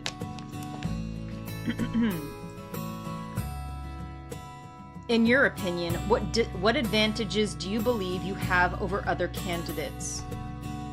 A voice suddenly interrupts the interviewer. I trace the sound back to the woman I just made eye contact with. She looks at me with a calm gaze. I feel as though I'm being judged, as if she's able to see right through me. Luckily for me, this was one of the questions I've prepared for. I respond smoothly with a prepared speech. And so, I might not have the experience that others have, but I believe newer companies like Huan Yu need employees that are new to the industry, eager and ready to learn. I believe employees like me are better suited to meet the needs of Huan Yu. The woman's expression doesn't change after I finish speaking. She only nods and focuses on reading my resume. I can't tell if she was satisfied with my answer or not. But I assume from her eyebrows furrowing that her first impression of me isn't good. Alright, thank you. We'll notify you within 3 business days of the results. I nod and leave the conference room. Before I exit, I once again feel that piercing gaze staring right at me, like thorns stabbing into my skin. Could she be the CEO that Iris mentioned? I take a deep breath, savoring the air free of the suffocating atmosphere inside the room. I stand outside, trying to collect myself. I definitely failed that interview. I can tell from the interviewer's reaction. My heart fills with guilt. I've let down Iris, who went out of her way to get me at this interview. You know what, Iris and this one were probably in a relationship. That's how it works, and it was probably toxic. I love it. That's my assumption right now. I enter the restroom and almost immediately exit once I notice who's also inside. Standing in front of the sink and retouching her makeup is none other than the stern interviewer I just met a few minutes ago. She glances at me, obviously noticing my presence. It's too late to hide or run away, so I pull myself together and manage a greeting. Hello? She nods. Her intimidating presence reminds me of a strict teacher. I silently begin praying and standing next to the sink beside her. I look into the mirror. My face is covered in sweat from how nervous I was. I absentmindedly hover over the sink, ready to wash my hands. She suddenly lowers her head as if trying to tell me something. I can't figure out what she's trying to imply. I step in her direction, wanting to ask her about it, but she simply sighs. Huh? 别动。 Hold on. Hello? What's wrong? She suddenly leans in. Flustered, I'm completely unsure how to address her. She seems to notice my nervousness as I 叫我 stammer. 吉利就好了。 My name is Victoria Chi. You can just call me Victoria. Okay, Executive Chi. Crap, I suddenly refer to her as executive. I don't even know if that's the position she holds. What if she's not the CEO? She doesn't say anything. Instead, she sighs, the expression on her face softening. She gently tugs at the hem of my shirt before wiping it with a paper towel.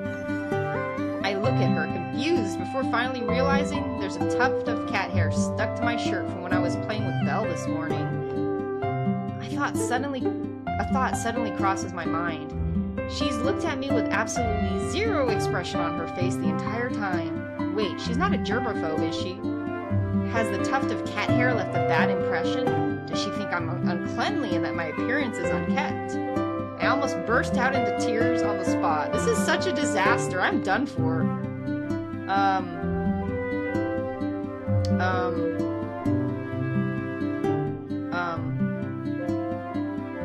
Get rid of the fur yourself. Okay, that probably wasn't the best option, though. I quickly tug my shirt out of her hands. It's humiliating having your interviewer clean up your clothing. I don't want to trouble you. I'll do it myself. However, Victoria doesn't listen and pushes my hand away. Her voice is cold. 别动。 Hold on. The cat hair is stuck to my shirt and refuses to leave me no matter how hard Victoria wipes. I'm completely overwhelmed. All I can do is look down at her as she's attentively trying to clean my shirt. Victoria seems to be stuck in a dilemma. Her movements abruptly pause. I notice that she's not touched the cat fur directly with her hands, even once. Executive Chi, you don't like cats? She pauses. She suddenly realizes that her actions have been somewhat rude and apologizes. Rude! 抱歉，我有些看不下去。是在 I'm sorry. I couldn't control myself. I quickly pick up the hair, my fingers briefly touching hers. They separate in a split second. A thought bubbles up inside of me. Perhaps she's not as cold and stern as I previously assumed. Victoria is the one to break the silence. 感觉怎么样？ What do you think? Huh? I stare at her, confused, before realizing she's asking me about the interview. I think everyone who came to the interview was incredible. They probably know more about the field than I do, and they have plenty of experience. 那你呢？ And what about you? I'll slowly gain more experience working here. There we go. There's the 2 points. Executive Chi, I promise to work hard and slowly gain more experience working here. 公司， Working here? Yes, I strongly believe I passed the interview. 你倒是信心满满。 You are certainly full of confidence. I shouldn't be too negative and full of self-doubt in front of an interviewer, but I also shouldn't be overly confident. I'm no longer filled with nervousness. I calmly meet Victoria's gaze, not wanting to miss any expression that might cross her face, even for a second. But nothing comes. She's as expressionless as 回 always. 去等通知吧。 Head home and wait for our response. Okay, I'm heading out. Goodbye, Executive Chief. 再见。 Bye. I feel much more relaxed coming out of the restroom than when the interview had ended. Perhaps the nervousness in my heart has dissipated after seeing Victoria's nice side. I check the time. I still have a few minutes until lunch. I plan on cooking a simple meal before relaxing for the rest of the day.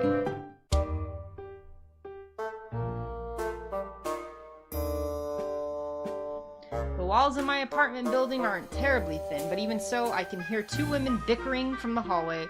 One voice is calm while the other is sharp and piercing. Both voices sound vaguely familiar.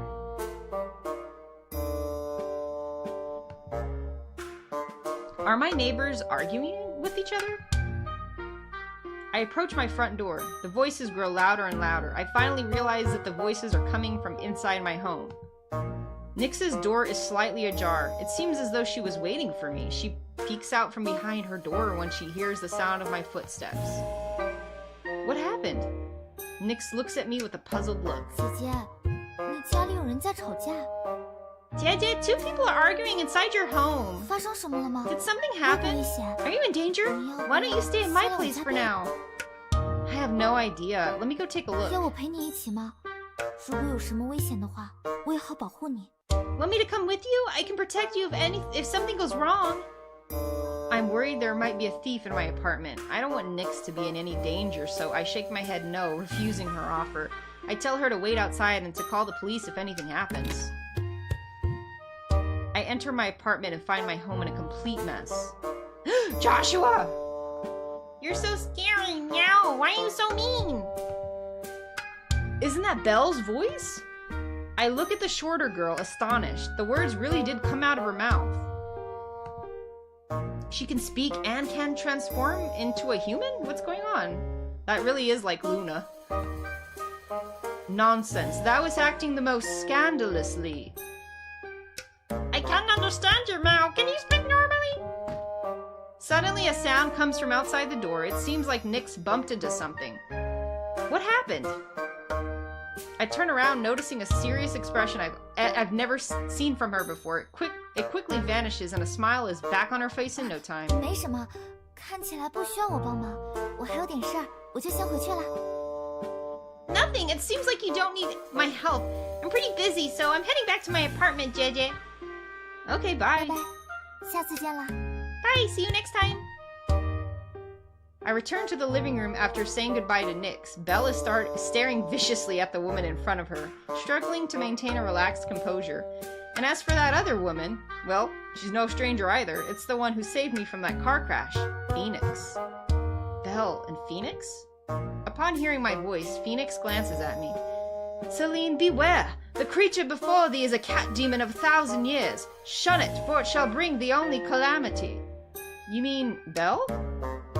Phoenix nods. It's a cat demon. My suspicions from earlier this morning are confirmed. I let out a sigh of relief. Phoenix, what are you doing here? Didn't you say you were secluding yourself for cultivation? Seclude? Cultivation? These are terms from hundreds of years ago. I can't believe people are still using them. And why not? My seclusion is to purge distractions, and my cultivation doth aid me in absorbing the essence of the universe. Such pursuits serve only to fortify my path. How doth this concern thee? Okay. So they were the ones arguing. My mind struggles to process all this new information, and their loud voices certainly don't help. Why do I have to stay away from Belle? Why is Phoenix back? Is she done cultivating, or is my life in danger again? However, I won't get an answer if the two of them are still at each other's throats. I must focus on separating them first. Belle, clean up the mess. I need to talk to Phoenix. She looks at me with sad kitten eyes. I almost give in, but when my eyes land on the mess on my floor, my expression hardens. Hurry up! Belle lets out a begrudging meow and reluctantly starts cleaning up the mess on the floor. Meow. Phoenix, follow me. Okay. I take Phoenix to my room. It's quieter in here. I might be imagining things, but she seems to have lost weight. Her face is thinner. What happened? Why are you suddenly in my apartment? As of this day, my spiritual power is gravely diminished. Were it otherwise, I would have banished that wicked cat demon without fail. Wait, hold on. Let me get caught up with the chat. I think it's my wife. She knows my heart has strayed. Oh, Nixie is your wife. No, Nixie. It's not what it looks... Yes, I'm glad you all find this entertaining while I play Phoenix. She speaks in a calm manner, but I can tell she has something against Belle. Did something happen between the two of you? 1,000 years ago, she and I served beneath the same master, yet the cat demon was an omen of misfortune. I warned our master against her, yet, to my astonishment, She pauses, before swallowing her thoughts. Never mind, how came she to find thee? A friend picked her up from the streets. No one wanted to take her in. I took pity on her and agreed. Phoenix pauses, a complicated expression crossing her face. I have the faint feeling that understanding the relationship between Phoenix and Belle will be important, so I don't drop the subject. I continue questioning her. What happened 1,000 years ago? To my disappointment, Phoenix doesn't tell me everything. She remains her enigmatic self. Thou shalt know when the hour is right. To learn now would only bring thee undue tribulation. Mark my words, the cat demon harbors intentions of her own. Thou hast already granted her the highest mercy by bestowing food and shelter upon her. Go no further. Thank you. I'll be careful, Phoenix. I speak alone with Belle after ending my conversation with Phoenix. What happened between the two of you? She shows up and tells me what she wants out of the apartment. Of course I'm not happy about it. That old geezer has secret plans inside her head. Who knows what she's thinking? I sigh. Unsurprisingly, Belle also holds animosity towards Phoenix. Why is your relationship with her so bad?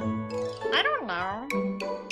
It seems as though I won't be able to get any more information out of either of them. I decided to change up my questions. Let's not talk about Phoenix anymore.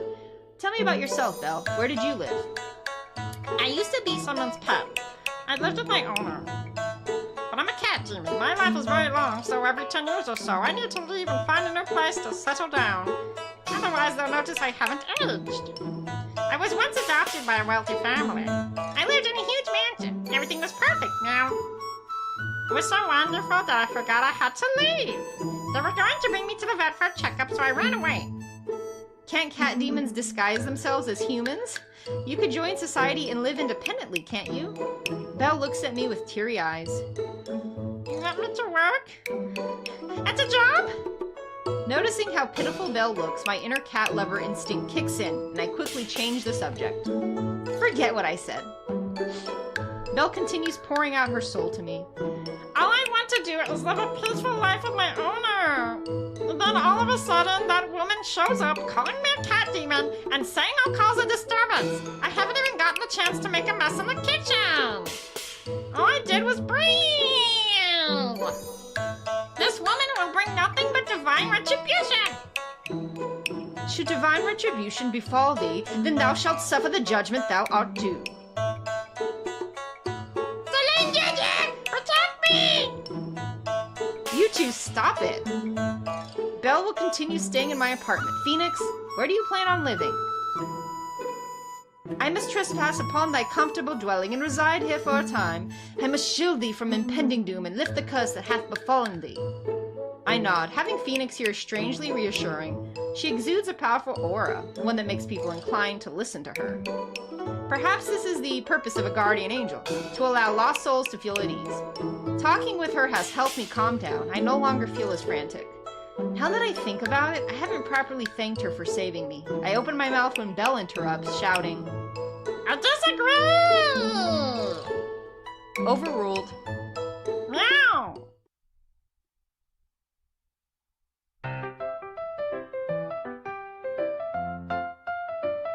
Humans have bills. Yeah, she's giving me life because she is the quintessential pet, that doesn't want to work. And just mooches off of her owners, right? Celine, why do you always stay indoors? You need to go outside. Otherwise, you'll never find your perfect girl. Your neighbor Nix is a perfect candidate. How about you get to know her some more? How many bobas did she bribe you with? She didn't bribe me. I just care about you. Oh yeah, Phoenix said that you can only have one soulmate. One. Make sure to concentrate on one person, Celine. At the end of the day, you can only pick one person, even if you have feelings for multiple. I silently acknowledge Belle's words. I don't want a love that's like fast food. I want someone who understands me, someone I can trust. I want someone who sees me as special, irreplaceable, unique, and I'll treat her the same way. I got it. Thanks, Belle. You're welcome. I hope you bring your girlfriend home soon. Okay, so this is the part where... Oh, okay, I played the first chapter, but we're still gonna keep going, because I've only been streaming like an hour and a half. And for those new to the chat, for this game, it actually tells you that they don't want you streaming more than 3 hours. So I'm gonna keep going a little longer, because I'm having fun. Okay. Skip this month? Why would I do that? What's this? Messages, affection. Let's see my affection levels. So, my affection... Oh my god, Rhea! My affection for Nyx... Oh, my affection for Victoria and Nyx. They're equal. Oh my god, and Iris and Eleanor are dead last. I gotta fix this. Right now, I mean, I know it's not gonna be Eleanor for me. I mean, right now, these are my top two. I mean, she's cute too, but... she's trying to be Tifa. There's only one Tifa. So.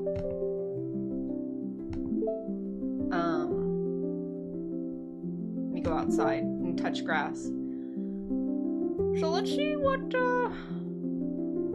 God, I like Iris, though. Let me see what Victoria's up to.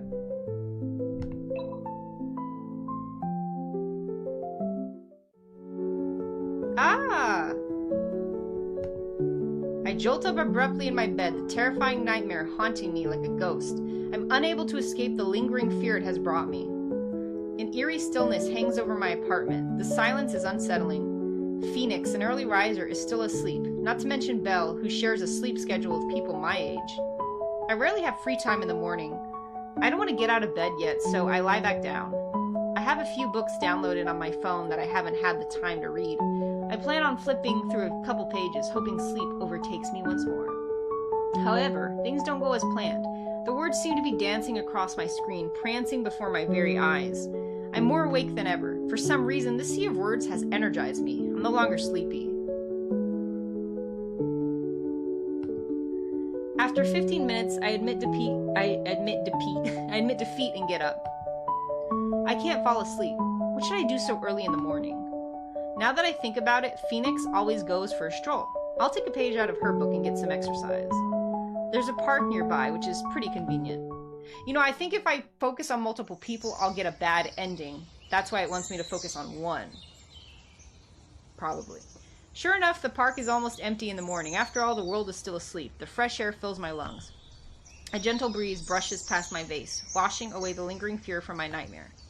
The nervousness and anxiety fades. My steps feel lighter. Before I know it, I find myself transitioning from a slow walk to a light jog.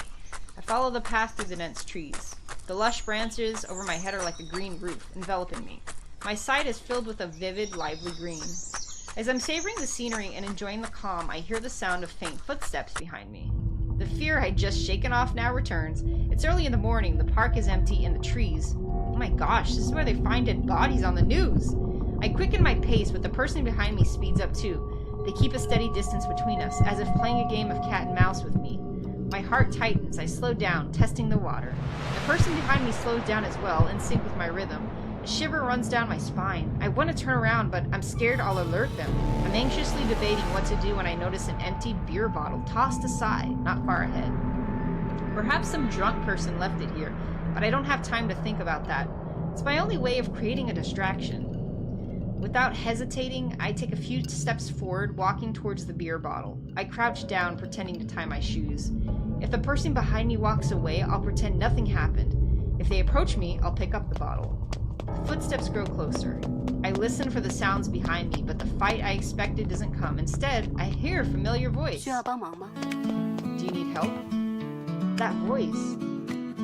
I look up, surprised to see that it's Victoria. She also looks shocked. Extremely shocked, actually. It's you? Executive 你 Chi. 好， Hello. False alarm. I let out a heavy sigh, trying to calm myself down. Shocked, greet her. Good morning. 早。 Yes, good morning. 你刚刚抬起头的时候，似乎有些紧张。 You seemed nervous when you looked up. I don't want to admit I was being overly paranoid, but after some consideration, I decided to tell her the truth. Haha, I thought someone was following me. Victoria purses her lips, somewhat 为 hesitant. 什么？ Why? I had a nightmare last night, and my mind started imagining things. You were following my rhythm. You sped up and slowed down when I did. 抱歉，这条小路比较窄，所以我只能跟在你后面。 I apologize. The path is quite narrow, so I could only stay behind you. Even though she doesn't say it outright, I sense she found my running speed too slow. Why else would she speed up when I did? Now I feel super awkward about the entire situation. Sorry, I misunderstood the situation. Victoria nods. She doesn't seem to be 你做的 offended. 没错，防患于未然的安全意识值得称赞。 You did the right thing. It's good that you're cautious and actively keeping yourself safe. She notices how nervous I still am, and asks, I have concerned. Are you still scared? Hide your fear.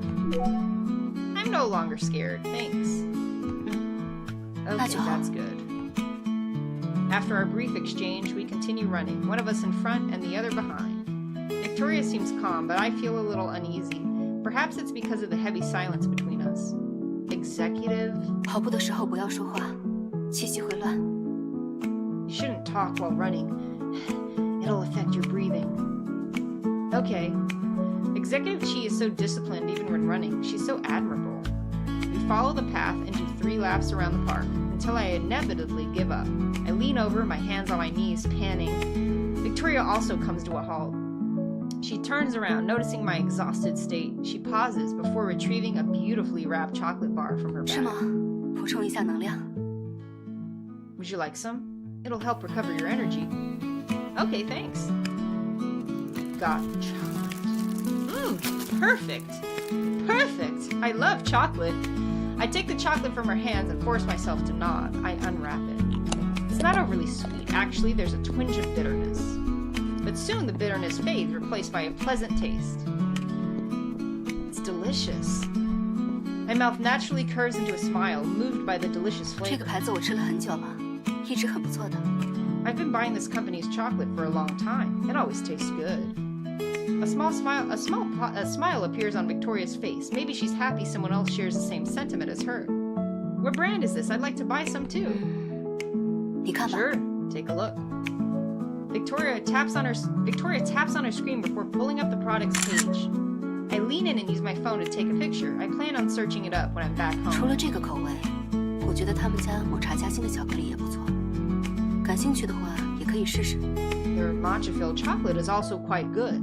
You can try it if you're interested. Speaking my language with the matcha. Thank you, ma'am. I think I'm done running for the 好 day.，你回去可以拉拉伸，会比较舒服。 Okay, I recommend you stretch after getting home. You'll feel better. Yes, thank you. It's almost 8 in the morning when I get back to my apartment. More and more people are on the streets now. The fear I'd felt earlier has been cleansed by my refreshing morning workout. I lazily stretch out my limbs. My chance encounter with Victoria reminds me of my interview at Huan Yu. Did I pass? The sweet taste of chocolate still lingers in my mouth. I can't wait to see her again. Damn, I kind of miss Iris, though. Let's see. Damn. Yeah, I kind of miss Iris. Let me see what she's up to. How has work been?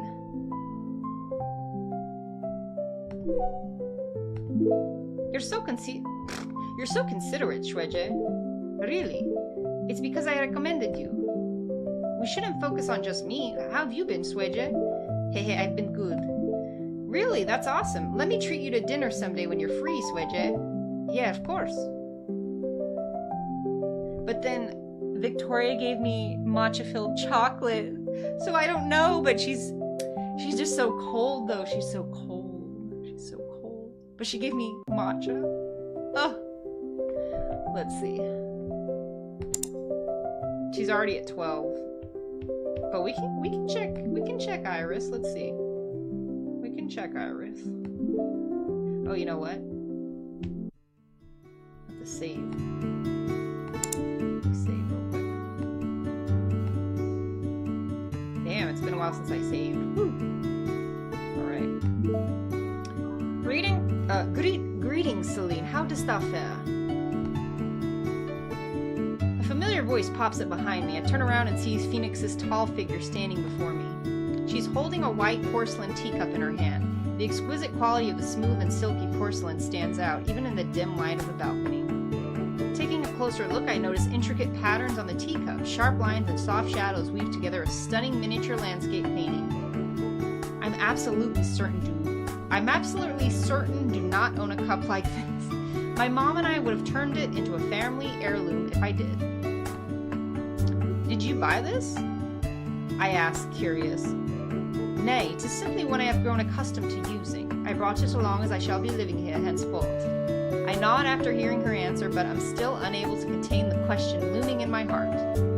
I've been wondering, what should I do? She pauses, taken aback. I see thou art troubled by thy fate. Thy past life was smooth, uneventful, yet now facing uncertain doom, thou findest thyself lost. Fret not, we shall persist and free thee of this most dreadful curse. First of all, so I have to find out my soulmate by dating all these women, and that's my curse. Oh my god, what a dreadful fate. I hate my life. Oh my god. Oh my god. Remain calm, Celine. No matter what may come, I swear upon mine own existence to protect thee. Phoenix, would that be too much pressure on you? My words surprise her. 'Tis my duty as thy guardian angel.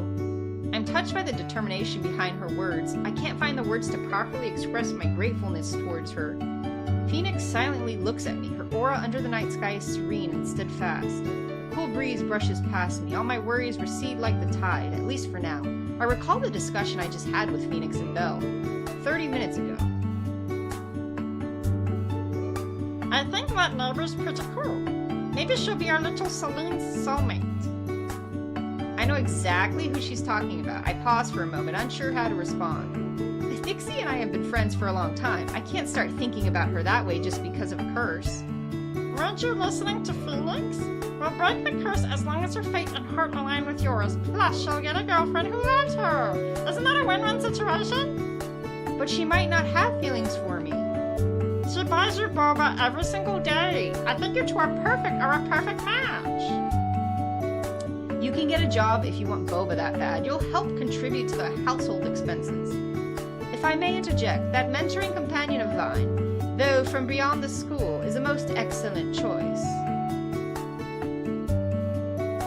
Mentoring like Victoria or Iris? Mentoring classmate? What on earth is this? I grumble internally. Oh dear, what kind of absurd matchmaking is this? Celine barely even knows her. Thy suggestion is more absurd still. One mere cup of milk tea sways thy judgment? It was 3!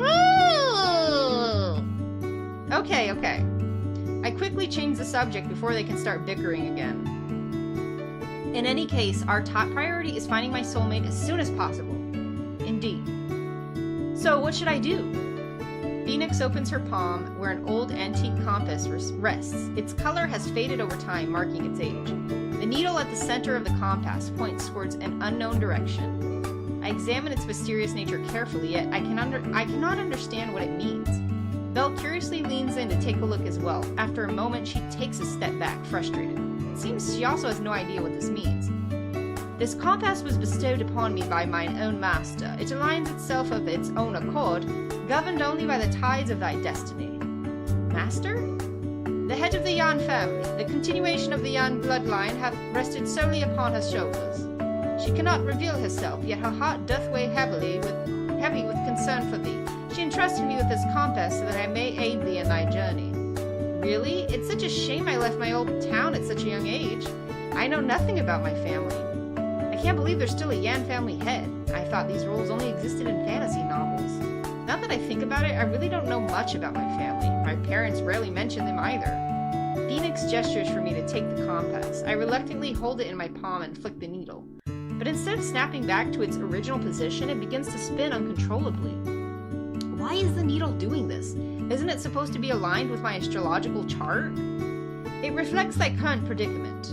Are you oops, I skipped a line. Phoenix's expression is complex. She doesn't respond, but I know the answer. For the first time in my life, I feel the looming sensation of death. The possibility of death is like a python wrapping itself around my neck. A feeling of suffocation rises within me unlike anything I've ever felt before. Shouldst thou cross paths with thy soulmate, the compass shall respond. Good or evil, it shall reveal all. Phoenix calmly explains the cruel reality I'm facing. In order to survive, I must improve my relationships with others. I'll have to rely on their feelings to continue living. But what is love? Is it really fated destiny if I approach someone with the intention of falling in love with them? This approach conflicts with my belief of what love is. Is there another option? I can't do it. I'm so scared. I'm so scared. Oh. I already prepped myself mentally, but I can't help feeling scared. Fear is natural. I'm scared that one day I'll just drop dead, but I'm also scared of becoming someone who becomes blinded by their need to survive. Panic and fear overtake me like a tsunami. I'm drowning under these waves of emotions. Under the night sky, Ocean City remains lively.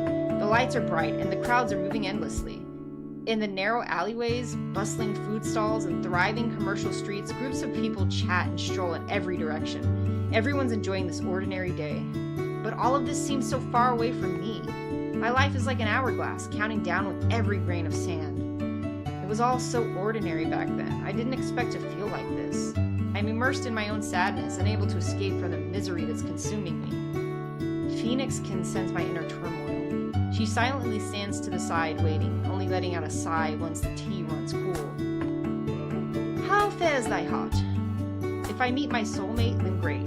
If I don't, I'm not going to go against my morals just to survive. I guess this is my way of coping with everything. Phoenix smiles gently, and with a flick of her fingers, the cold tea becomes piping hot again. The tea is hot, guys. The tea is piping hot. Why? Thou hast not changed. That alone eases mine own heart. I haven't changed. Humans are fickle, yet thou alone dost remain steadfast, even in such conflict. I'm struggling to wrap my head around her sentence, but I can tell she's trying to encourage me. I don't want Phoenix to worry, so I force myself to smile. Beep, the phone in my pocket rings. I pull out my phone. It's a text from an unknown number. The sender is Huanyu Technology. Dear Miss Celine, we are pleased to inform you that you have been accepted as a product development intern. Please report to the Human Resources Department next Monday at 9 a.m. with the relevant documents to begin the onboarding process. The message makes my mood a lot better. At least that's one less problem I have to deal with. Juan, you accepted me! I text my parents and Megan, letting them know the good news. My feelings lift after they congratulate me. I shouldn't fall into despair worrying about what the future holds. I need to live in the present. I quickly compose myself and remember someone I must thank. Sueja, I passed the interview! Thank you so much for the opportunity. I'd like to properly thank you sometime. Congratulations! You did this all by yourself. It didn't help much. Good luck at work. Sueja doesn't respond to the part where I mentioned wanting to properly thank her. I know she's busy, but I'm still a bit disappointed. Phoenix suddenly speaks. A career is challenging and the tides are ever changing. Hold on to thine heart and let not the world's currents sweep thee astray. Ah. Phoenix smiles one last time before returning to her room. I just finished cleaning up the guest room and changing the sheets. Belle has settled into the storage room next to the guest room. I'd put her there to avoid yet another argument between her and Phoenix. I need to get my rest. I did clean the storage room, but there was still a couple items I hadn't moved out. For the past few days, I had heard Belle rummaging through the stuff in there. After Phoenix returns to her room, Belle restlessly pops out and knocks over the porcelain cup Phoenix had left on the table, inspecting it like a thief. She uses something this incredible to drink tea? I've never seen a cup like this before. What? I walk over, fixing the cup. I notice 4 words engraved on the bottom. An Ann City private seal. Okay. That must be some city from thousands of years ago. The corners of my mouth twitch. No wonder that cup looks so old. It's an ancient relic. I carefully place it down, terrified of breaking it.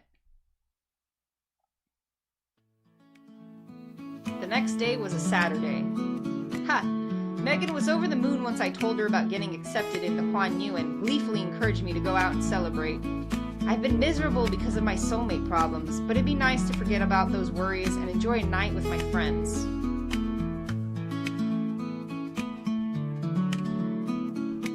Matcha gotcha, right? Talmanes, thank you! Thank you so much. It's Sephiroth, Cloud versus Cloud and Tifa? What about... well, who's Victoria then? Is the question, right? Who does Victoria represent? Dun dun dun. I immediately begin discussing the details with Megan. Let's get BBQ. We can go to that place you like. Sure, I've been craving their drinks. Why don't we invite Cassidy? She's been in a bad mood recently, so maybe she'll cheer up if we invite her. The more the merrier. Cassidy. Might not enjoy events with so many people, but I should still ask. I open Instagram and sent her a message. Are you free today? Want to grab dinner with me and Megan? Sorry, I'm busy. Oh, but I have a question, Celine. Remember my sister? She saw the message you just sent and was quite interested in this dinner. Your sister, Eleanor? Can she tag along? It's fine if you say no. Of course, the more the merrier. I texted Sweja yesterday saying I'd like to thank her, but she didn't respond to that part of my message. Maybe that was her way of indirectly rejecting me, but it doesn't hurt to try. Sweja, my friends and I are going out for a BBQ to celebrate me getting the internship. Are you free tonight? I wouldn't have gotten the interview without your help. I hope you can come. I hold my phone above my head, waiting for a response, but none arrives. Disappointment crawls into my heart. To be fair, this was a last-minute invitation, and I've already mentally prepped myself for her to say no. Plus, all the attendees are my friends. Sweja won't know anyone apart from Megan. It's completely understandable if she doesn't want to come. I send 2 more texts in succession. Wow, okay. There'll be people you don't know, so it's totally fine if you don't want to come. We can meet up some other day. Sorry, Sweja, I didn't think this through. She finally responds around noon. No, you're good. I'm delighted that you invited me to celebrate with your friends. I'm sorry, I just saw your text. I've been busy the entire day. My shift ends at 5. Will I make it if I get there at 6? Oh, Iris is so sweet. Are they doing this on purpose? She's very green flag. Yes, of course. I was worried I came off as rude. I'll wait for you. Be blah blah blah. I didn't expect Sweja to accept my invitation. Megan's surprised when I tell her. She informs me that Sweja is typically busy with her classes and rarely attends social gatherings. I'm quite flattered by the fact she's agreed. I cook up a few dishes and leave them in the fridge. I tell Belle to heat them up for dinner. I make a mental note to also bring back some delicious food for her and Phoenix as a late-night treat. Belle immediately protests. She's begging to tag along. I don't want. That's so cruel, Celine. You forced me to live with this woman and then have me heat up food for her. And I just deserve it. Tears and snot stream down her face. I've gotten used to her dramatics, but this still gives me a headache. I have no choice. A little white lie never hurt anyone. Look, Phoenix has no idea how to use anything in my kitchen. How could I leave her alone in my apartment? Why don't you step into my shoes for tonight and help me look after this place, okay? Step into your shoes as the head of the family? Belle immediately stops crying. Her eyes widen in surprise. She's enticed. I'll be the head of the Ocean City Yan family branch? Acting head. Having spent a few days with her, I knew she could talk nonsense just like Megan. Even more than Megan, actually. Good thing I'm experienced. I've coaxed Belle using the title of Acting Head, Ocean City Branch. She now stands with authority in her hands, buzzing around to draw blueprints for developing the branch. I give Belle a couple of reminders, mostly about not arguing with Phoenix, not jumping around on the furniture, cleaning up her cat fur, and getting dressed before leaving the bathroom after taking a shower. Before I can finish my speech, I hear a faint movement at my door. Then the doorbell rings. Is it Megan? She's so early. I open the door. The person standing in front of me is holding a few cups of bubble tea, smiling brightly. 姐姐下午好。 Good afternoon, Jeje! I was about to remind Belle to invite Nixie for dinner. I didn't expect her to beat me to it. She smiles and looks a bit embarrassed once she meets my eyes. 我刚刚从外面回来，好像听到你说 I just got home. I heard you're getting BBQ. I wasn't planning on hiding it from her and reply without a second thought. Yeah, I passed my interview and got an internship. I was planning on celebrating. My words seem to have opposite the intended effect on Nix. She pouts as if she's hurt. She locks arms with me, swinging back and forth. I completely forget that I wanted to follow up with, would you like to join us? 我可是真心为姐姐感到开心的。本来你面试我帮不上忙，就够伤心了。庆祝都不带我的话，我就要更伤心了。 I'm really happy for you, Jeje. I was sad I couldn't help you with your interview, and I'll be even more devastated if you don't invite me along to the celebration. 我不想离姐姐的生活那么远，让我和你一起去嘛。 I don't want us to be so distant. Let me come along with you, Jeje. I was planning on inviting her anyway, but since she's already here, I might as well pop the question now. Of course. Damn it, I should have rejected her. Should have rejected her. Of course, I was planning to invite you anyway. Nix blinks. 虽然这句话很有哄人的嫌疑，但我还是很开心，就算是原谅姐姐这段时间里的冷落了。 It feels like you're just trying to appease me, but I'm still happy. I'll forgive you for giving me the cold shoulder these past few days. Cold shoulder? What? Anyways, why don't we head out together this afternoon? I should mention that I also invited my classmates. You don't know any of them, so we should do something by ourselves some other day. 好诱人的条件呀！姐姐不会再引诱我拒绝今天的晚饭吧？ Wow, that's an appealing offer. You're not attempting to dissuade me from attending tonight, are you? I didn't expect Nixie to think that. I hurry to explain myself when she suddenly lowers her head and nuzzles against my shoulder. She was just teasing 就 me. 不能都要吗？ Can I have both? What? 就这么说定了，小孩子才做选择。这一次让我和姐姐的朋友们一起，下一次姐姐可要单独和我庆祝了。 Then it's a deal. Only kids are forced into picking one or the other. I'm going to have dinner with you and your friends, and we'll celebrate on our own. I really don't know what to do with you. Fine, it's a 这 deal. 才对嘛，姐姐。那我就先回去准备一下啦。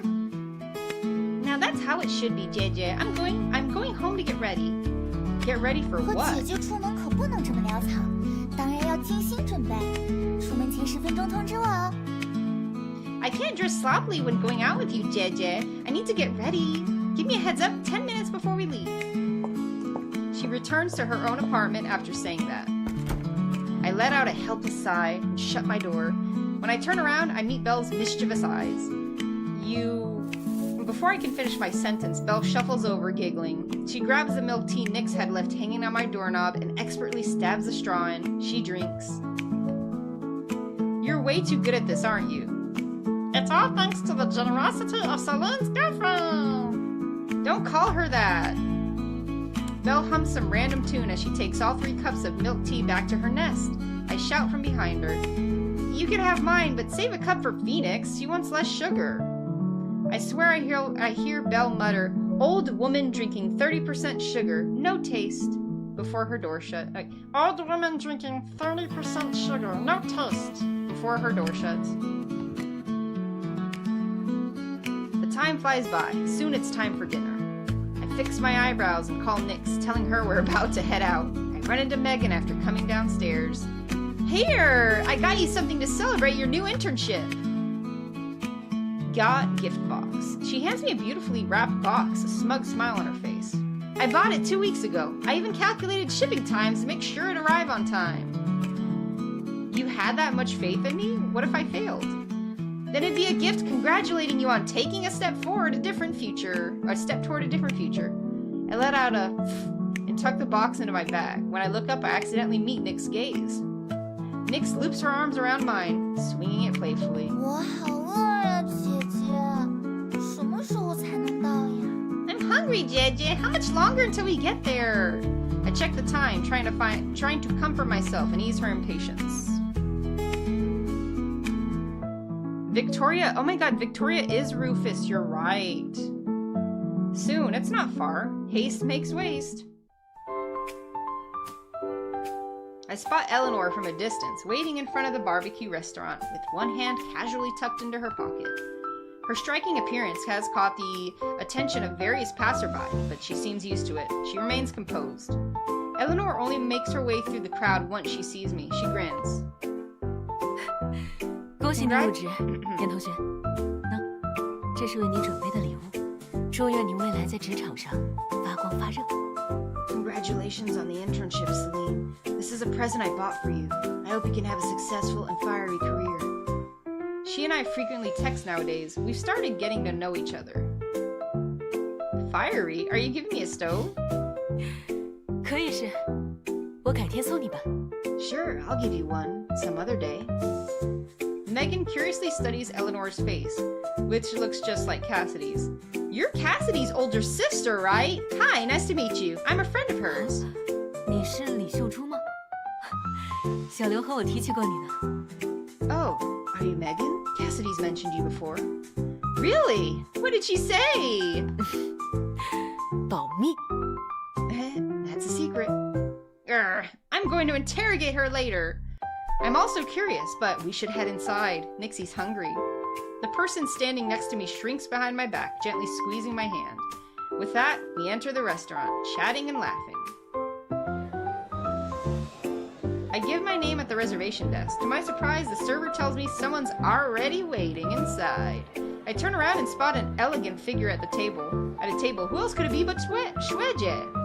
Her gaze immediately lands on me once she spots the four of us walking in. She then scans over the rest of the group and nods, greeting 你来 us. 了，今天太热了，我就先入座等待了。 You're here. I thought I'd sit and wait for you. It's too hot 不介 outside. 意吧，学妹？ I hope you don't mind, Shweme. Of course not. I'm so glad you're here, 当 Shweje. 然啦，毕竟你说很想我来，所以一下班就出发了。 Well, since you said you really wanted me to come, I came straight from work. She teases before beckoning a server to bring us some more utensils. I pull out the chair opposite Iris, but before I can sit down, Eleanor and Nix claim the seats beside me, one on the left and one on the right. Since no one really knows each other, and our food isn't here, we fall into a period of awkward silence. I'm the host, so I figure I should start the conversation.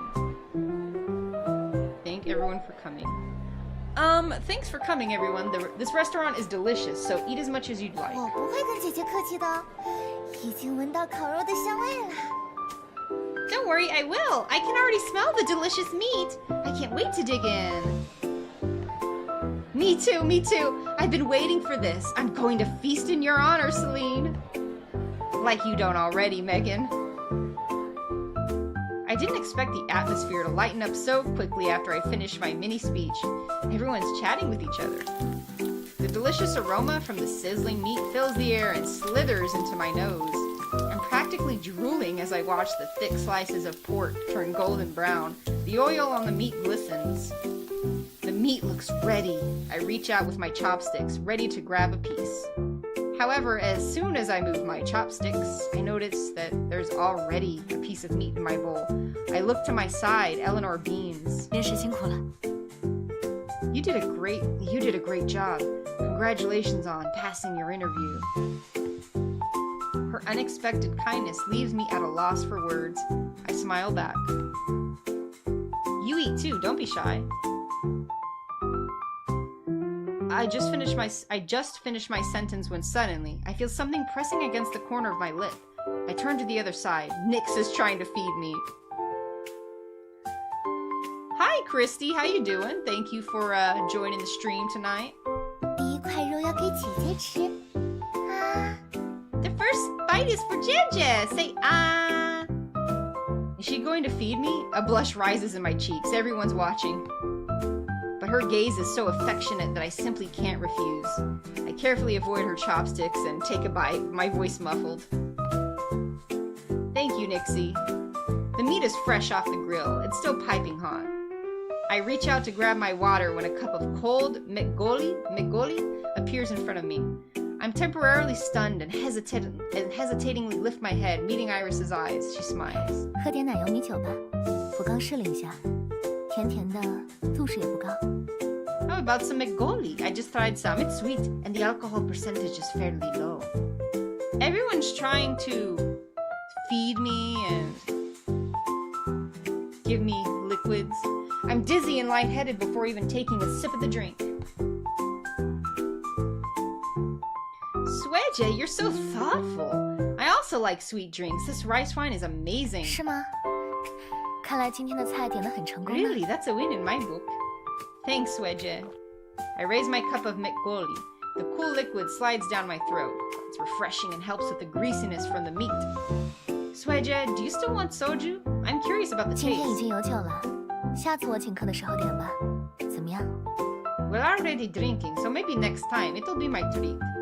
I don't know whether or not to take her next time as an invitation or a polite refusal, but I nod in agreement, taking another sip of the rice wine. Eleanor joins our conversation as well. We're classmates, so she also refers to Iris as Sweje. 学姐爱喝酒吗？比起这家，我倒是有其他的推荐。不如下次一起的时候把我叫上吧。 Sweje, do you typically enjoy drinking? There's another place I'd recommend. Why not bring me along next time you and Celine go out? 其实我也不是很爱喝酒了，只是想和学妹 I'm actually not a huge fan of alcohol. I just wanted to try something new with Celine. Iris subtly refuses, but Eleanor seems unaware. She beams. 学姐不会怪我不请自来吧？ Well, I hope you don't mind if I invite myself then. Eleanor's usually completely focused on her studies. Her words are direct. Iris's smile 怎么 fades. 会呢？我跟学妹以后如果遇到合适的 Of 店， course I don't mind. 会邀 We'll 请 invite 你 you next time. Not wanting any misunderstandings to come out of this awkward interaction, I hurriedly chime in. We can find a place first and then set a date. There's plenty of time. Eleanor meets my gaze and drops the 来 subject. 日方长。刚才夹给你的肉好吃吗？ True. How was the meat? I dip the meat Eleanor plopped in my bowl in sauce and then take a bite. I aggressively nod. Delicious! You have a bite too. The sauce is incredible. 吃太快的话很容易被烫到。学妹，小心一点。 You'll burn yourself if you eat too fast, Shueme. Be careful. 烤肉是有点烫，下次可以试试日料。你感兴趣吗？ Indeed. We can visit a Japanese restaurant next time. Would you be interested, Celine? Okay, let's do it. 日式清酒会稍爽口一点，你应该也会喜欢的。 Sake is light and refreshing. I think you'll like it. The topic returns to alcohol. I'm unable to contribute much, so I listen as Eleanor and Iris ramble on and on about the various different types of alcohol from various different countries. It's relaxing. Nick sticks another piece of meat in my 姐 mouth. 姐，那两个姐姐平时经常喝酒吗？说的这些我都不明白。你饿了吧？我来喂你。 Jay, do these two often drink alcohol? I'm so confused. Hey, you must be hungry. I'll feed you.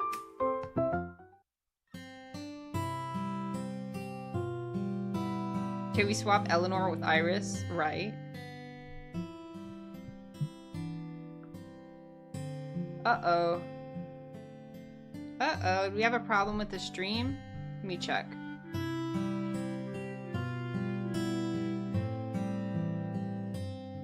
Crap. Let's see.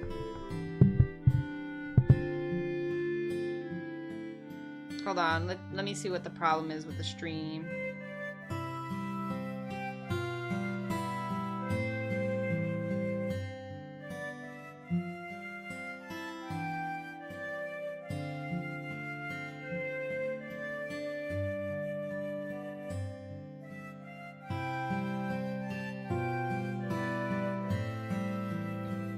Let me see something.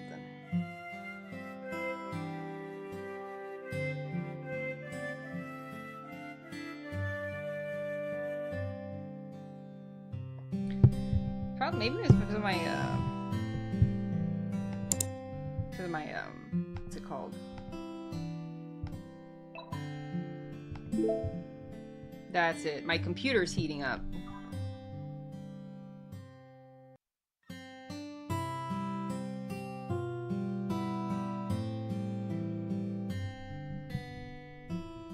Yeah, if I'm gonna stream from my PC.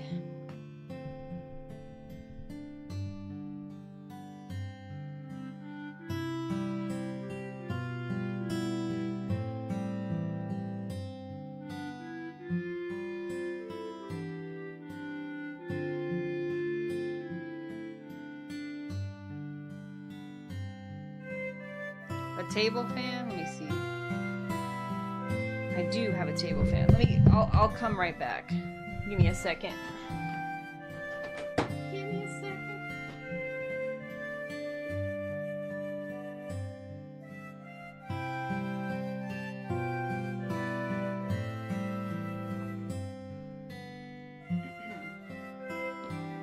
Plug this in too.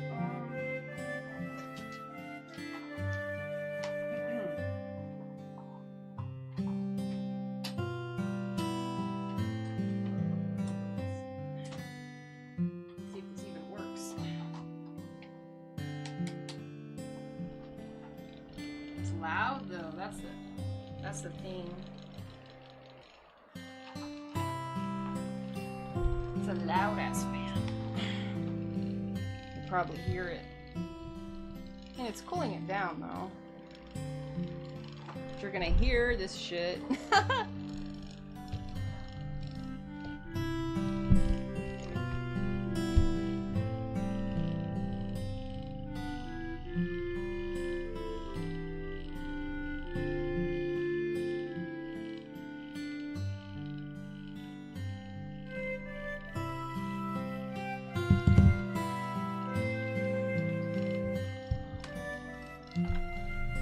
Maybe actual table fans are not as noisy. I don't know.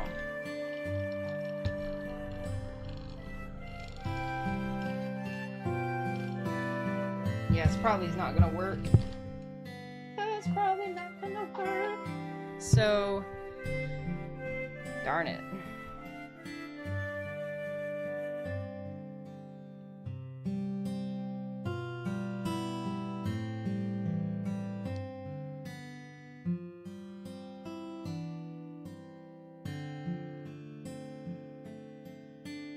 Yeah, it is. It's so hot, right? It's so hot.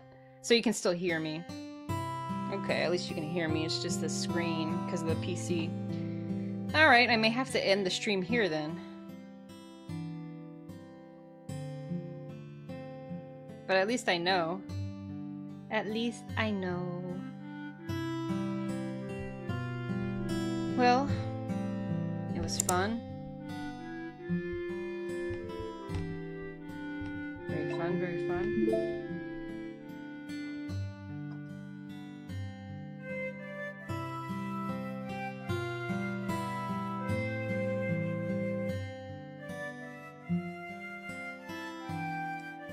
I mean, let's see.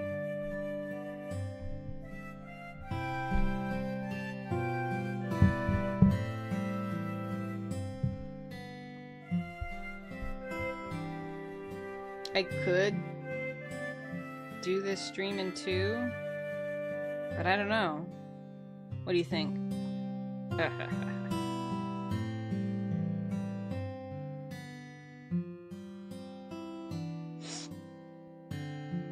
It's kind of...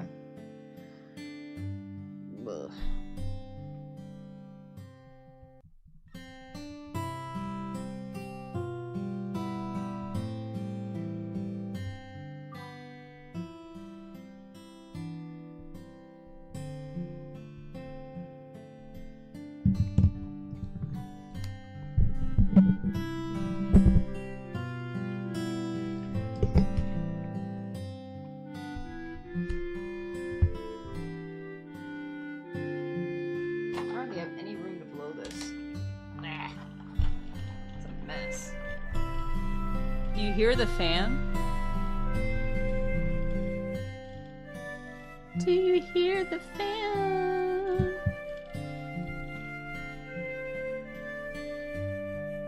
Just so hot.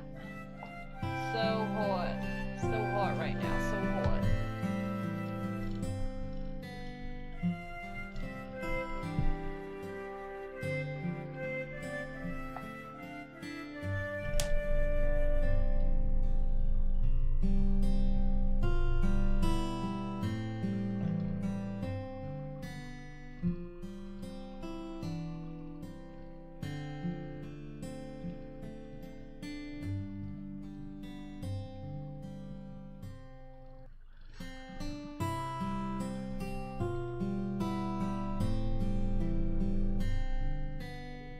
I'll have to get a fan for a laptop or something.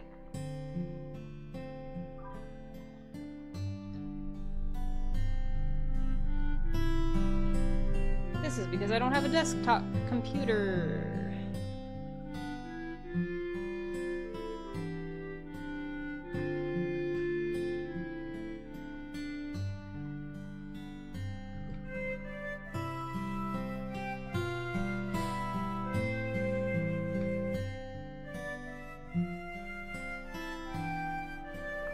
Yeah, I'm probably gonna have to cut it short. And do some more streaming. Do some more streaming of the game, maybe. Of the allowed amount.